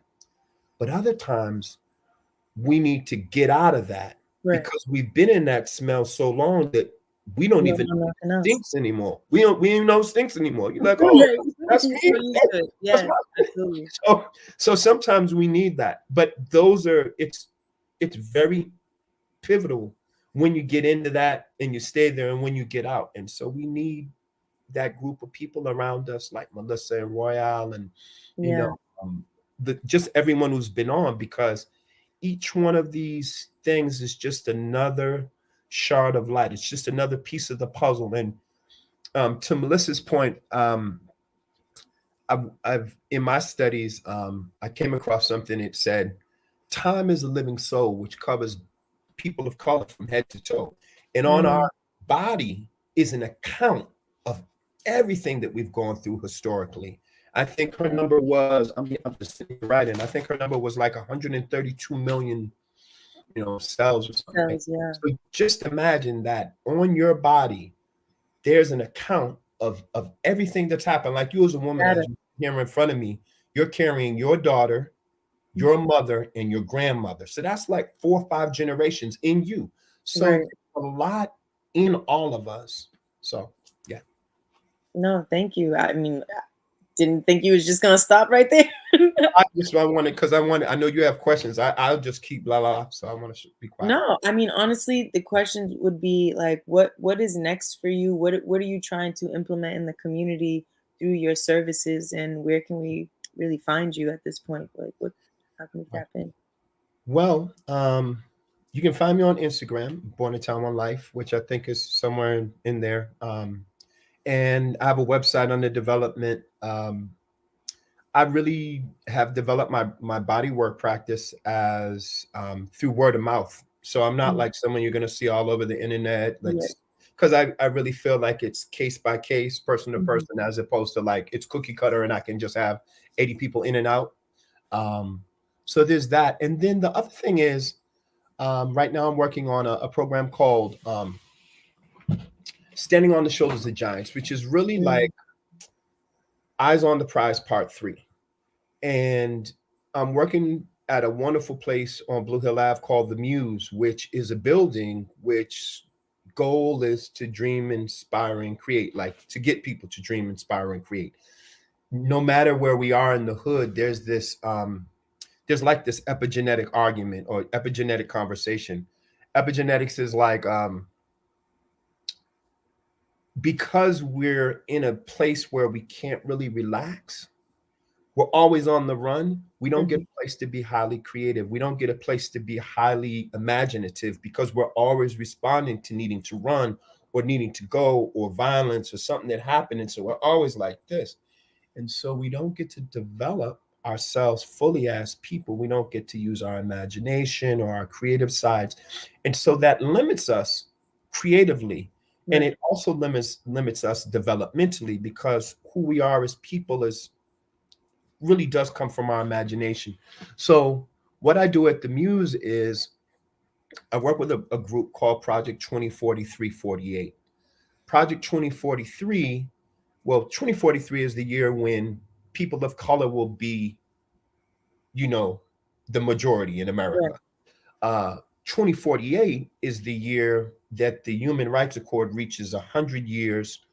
And so Project 2043-48 is a group of people, community artists, community activists, educators, people who are interested in preparing for that world, that new world when we're the majority, right?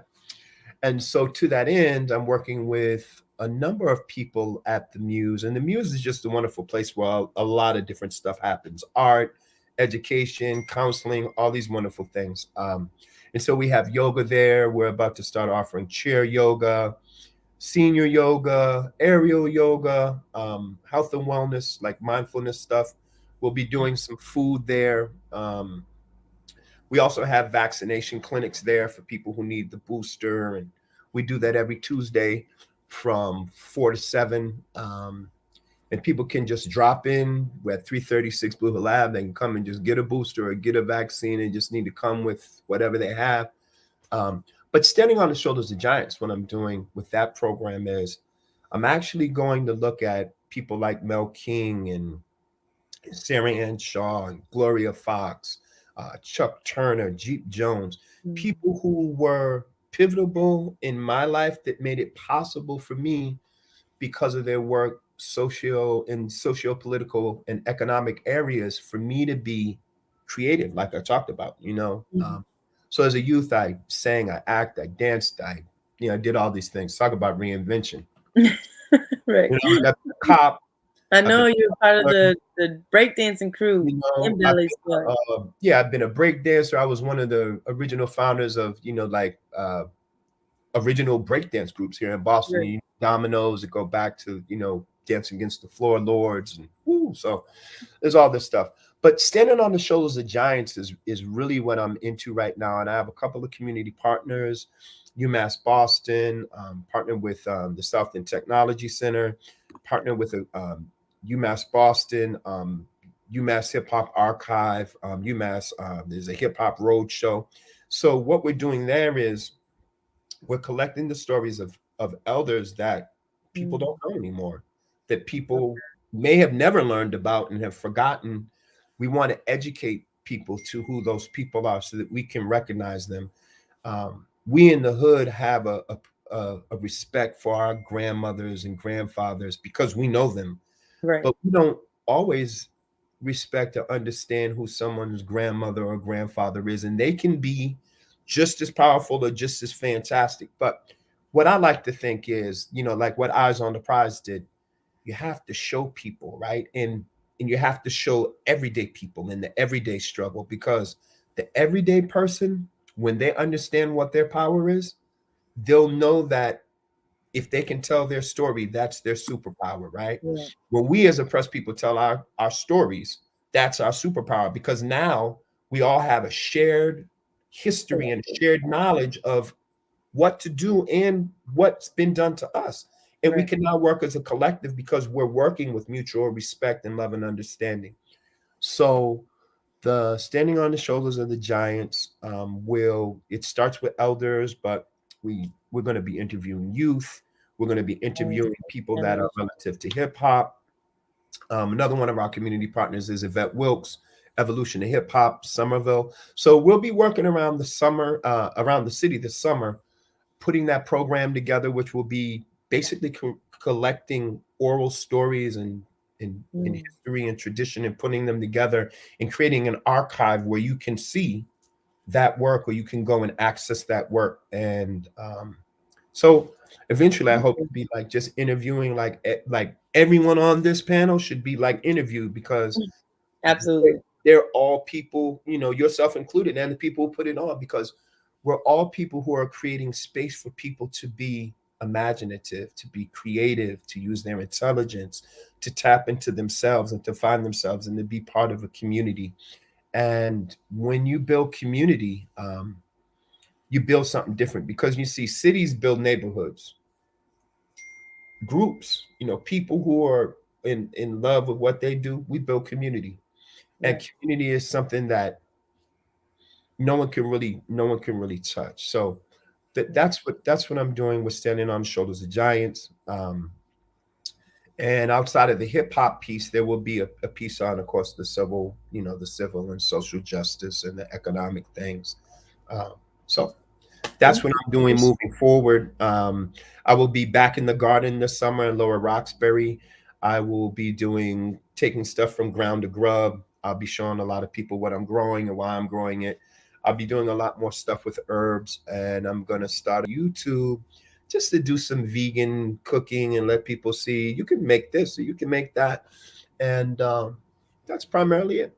Thank you. I appreciate you. I look forward to seeing all the new things that are coming out, and I really appreciate you intergenerating, you know, our past, present, and our future timeline. So that's essential. We need the rewriting of our histories at this point. So I'm grateful for the work you're doing. Thank you, Queen. Thank you. Blessings. Peace. Peace and love. Likewise. All right, we have our final guest. His name is Leonard Shintengi. Please, I hope I pronounced that correctly. So what we have here is I'm sorry, I don't have your bio right here. I'm so sorry. Well, I mean, if you would like to just get in there and start explaining what you do, I'm so sorry. That's all right. It's all good. How you doing, Queen? I'm great. It's good to see you now virtually, but I do see you pretty much every day. Yes, good to see you, man. Boston, how you don't got my bio? I'll tell you my bio. Yo, they call me Afro Blues by way of Congo. I said they call me Afro Blues by way of Congo. Back home, I didn't know America was home to all kinds of people. Like, I didn't know who were Latinos. The first time I met one, she was beautiful from Puerto Rico. I didn't know Spanish, but all I knew was mira que pasa lo siento. He laughed so hard and said, Papi, you are so local. I'm like, nah, Mommy, once you go Congo, you can never go loco. So she asked, are you from Africa? I'm like, yeah, you too, because Puerto Rico is part of the African diaspora. During slavery, the slave boat dropped Africans all over the globe. That's what makes you Queen of the Mandingo. They call me Afro Blues by way of Congo. Boston, how y'all doing? How you like that as an intro? I love it. Thank you. Bringing the energy for the outro. I love it. Oh, man. I'm glad to be here, man. Powerful speakers, man. Just learning and listening. Right. Man. Thank you for having me, man. Right. What are you doing right now? I know you're bridging between seas and oceans and air. Like, how are we doing this? What are we doing? Yeah, exactly. I'm always on emotion, right? Yeah, right now, I've just finished a workshop. I coach on the weekend. I coach a lot of youth entrepreneur, artists, and creative entrepreneur. And from Congo, we do it virtually. It's kind of like the same concept of artists who are young. They don't have the capital, the resources. It's all connected to art and mental health as well. So I do that on the weekend. Right. But yeah, I mean, originally from Boston, man, Roxbury by way of Congo. So I'm a poet, you know, American Congolese. I've been consulting in diversity and inclusion for like 2013, really doing a lot of community building through art, entrepreneurship, and mental health, trying to figure out that intersection, you know, and always consult on that African diaspora, building bridges. And I think for me, I'm unique. I stand out because of my global and local perspective and how I merge my poetry and mental health, because it's my background, psychology and mental health. So, and I'm my first year of doctorate program, man, leadership psychology. So I'm cooking, man. I'm cooking. It's smelling good. I'm cooking. What are some things in the community that you feel you're ready to tackle and almost bring some light to, or expand or heal in some aspect through the work you're doing? I think definitely on the art piece. I think especially as poetry, because right now I'm working on implementing a 3-series workshop around really it's a community art series.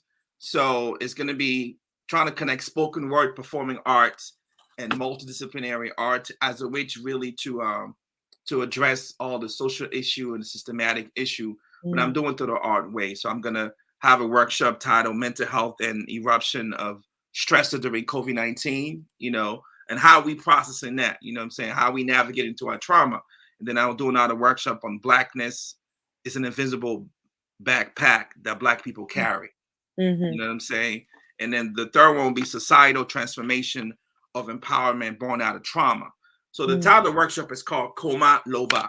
You know, Koma mean right and Loba mean let it out. You know, that's a Lingala Congolese dialect. So I'm just trying to really bring that, taking poetry and creative writing to a whole nother level, because the reality, poetry, what it does to the mind, man, it's amazing. It's a powerful thing. It gave you a sense of self-reflect. Also helped me put things in perspective during the pandemic. That's why I came out with my book, Afro Blues by Way of Congo. It's poems that makes you laugh, man. Poems that makes you cry, and poems that makes you think that we got to build multiculturalism, diversity. So it helped me, you know, heal and put things in perspective. So I'm trying to bring that, you know, in a community, all connected. Right. My connection, interrelation, and mental health, art. All the speakers spoke on it. It's amazing. So I think we all should go on tour, man. We just getting knowledge. So, yeah. I'm ready to go back home. So let me know. I hear that. But yeah, you know. I have a viewer who's asking for you to talk a little bit about the Afro Blues. Yes, the Afro Blues by Way of Congo. So, like I said, the concept is what I'm trying to do here, really share my story. It's all about storytelling. You know, my story for me, sharing to the world, number one, how Congo is connected to all of us, man, through conflict mineral, you know, through all the cell phone that we have and all the technology that we have. All this mineral come from Congo. You know what I'm saying? 80% of the mineral that's used in Congo produce a technology, but unfortunately, it's all indirect connected to genocide. Right? There's a rape culture surrounding all these electronic that you see. I mean, we consume in the West. You know what I'm saying? We don't really know. As a poet, I'm trying to bring that. I'm trying to build that bridge. Like, listen, I'm a brother from the motherland. We all the same. We just have to find things of commonality. So my voice is poetry. And then through Afro Blues by Way of Congo, I really talk about the racial code that's happening in the United States. Really let my people know that when we build bridges, we have to relate. We're in 2022, so we got to find a way to keep the conversation going, keep the healing. I love when folks went to the movie, saw Wakanda, but for me, it was personal because in the screen, it was equivalent of Congo. So I always got this concept as, listen, let's move beyond Wakanda's and moon and connect with Africa for real, right? And we can do that through, listen, art, entrepreneurship, promote more mental health on the local and global level. So I'm all about that, building bridge of that, facilitating. So yeah, I'm local and global, you know what I'm saying? Right. I think that that's why I stand out and really want to learn and connect with everybody. Yeah, someone's asking about the discussion that you had with a Haitian designer and the conversation between Kashmir Ko and Hakeem at Fairmount. Oh yeah. That was a powerful, man.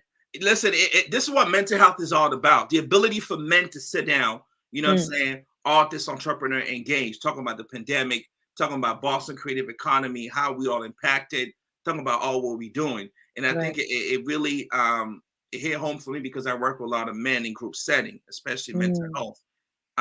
We have to be able to build, to engage. And we have deep conversation around really looking at culture identity. As an artist, as a creative entrepreneur, you know, how's the Boston creative economy treating us? You know what I'm saying? And most importantly, we was talking about the internal too, how we connect with each other internally. Because sometimes we don't know how to connect, we don't know how to build.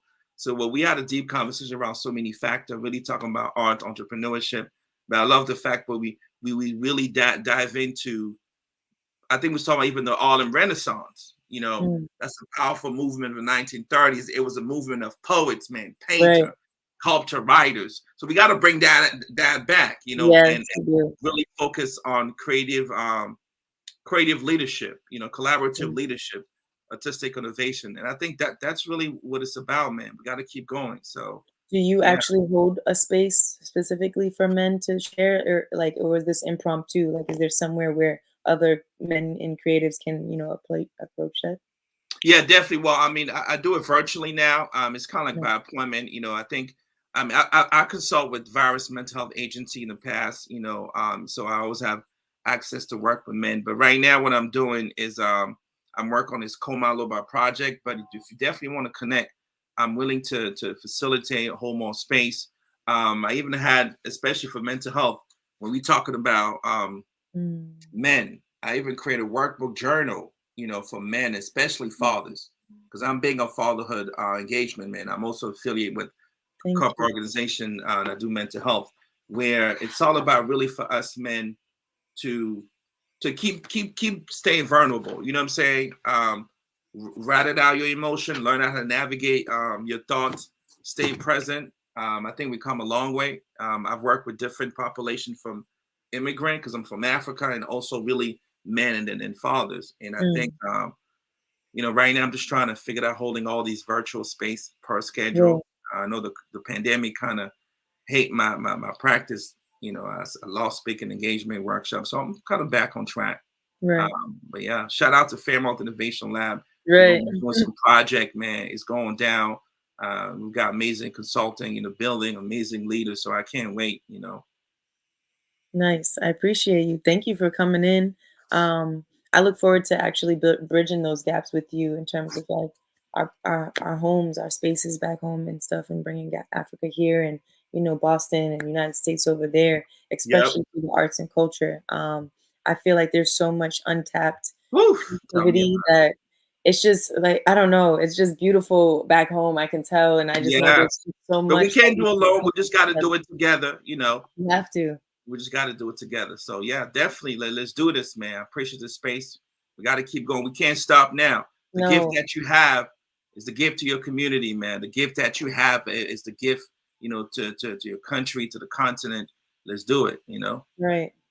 And I would love to tap in with you after this as well, in terms of the multidisciplinary event that you're trying to curate around spoken word, because I know, Face Me is doing a gallery just about on that when it comes to women specifically, but really bridging that gap in. And I would love more light and shine on our poets more than our vocalists and so forth, because I don't really feel like there's that many spaces, especially around other arts and creativity, where they get to show and hone in on their light. Yeah, definitely. Yeah, definitely. That's what's key, because one thing I do, even when I speak at university or organization, I teach them how to create safe space for entrepreneur, for artists, even utilize that in the workspace. Because right now, even at the job, people stressed out. People got a lot of things in their mind, especially professions of color. We want to bring our art into the job. When I work with HR professionals, I say, listen, in the HR policy, you need to create a safe space for people to bring that innovation into the job, into the community. You know what I mean? So I'm taking poetry and that fusion to a whole nother level, because we can go so many ways with it. Right. So, the misconception that business and emotion, so to speak, can't be in the same house, but right, because traditional speaking is like, don't bring your social issue to the job. You know what I'm saying? But I'm from the community. I go to work. Then you're in spaces, corporation. I mean, you face microaggression, racism, and welcome organization culture. Then you got to get back in the community, face all the systematic. So it's a lot. So we got to hold these spaces. So that's what I kind of do, teach, speak on our organization, work with HR professional, and just the concept of space, and then building that bridges, because there's so much to learn and collectively, man. So yeah. Let's do it. We are healing. That's the reality. Healing continues, Thank you. Well, I appreciate you sharing your story and what your business is about. You can follow him. It's Consciously Exposed at consciouslyexposed.net. That's it. If there's any other social handles you want to list off, let me know. Yeah, that's Consciously Exposed, man. Follow me on social media. Be ready.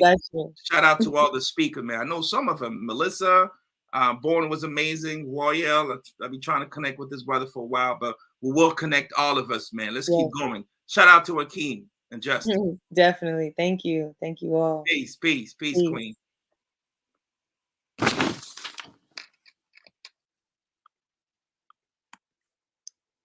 Thank you, everyone. I hope it was a pleasure for you to tap in, join in, whether you're here right now or you're going to tap in later, we welcome you. We honor you. We're thankful for you to even have a set of eyes for these individuals to share their story, where they come from, where they're going. And I ask you humbly to tap in with them in any way or capacity, even if it's just sharing the word of what you received or passing it along to someone else who may need that information themselves. So we're a collective, we're a community, we're here to support each other and love one another. So I ask that to do that as part of your mission and your purpose in life. Everything that we learn today is always best to give to someone else and to share so that it can keep growing and keep moving. I want to say thank you to our sponsors again, Fairmount Innovation Lab, for even having me have this opportunity to share space with all these individuals. Uphams Corner Main Street and Art Morpheus and Mass Capital Growth. We're extremely thankful for all of our sponsors and our motivators and our supporters in the community that are allowing this space to be here today. Also, and thank you, Justin. He is the brains behind a lot of these projects, and I'm really grateful to be a part of this program and this activism. So thank you, and look forward to speaking with a lot of you more.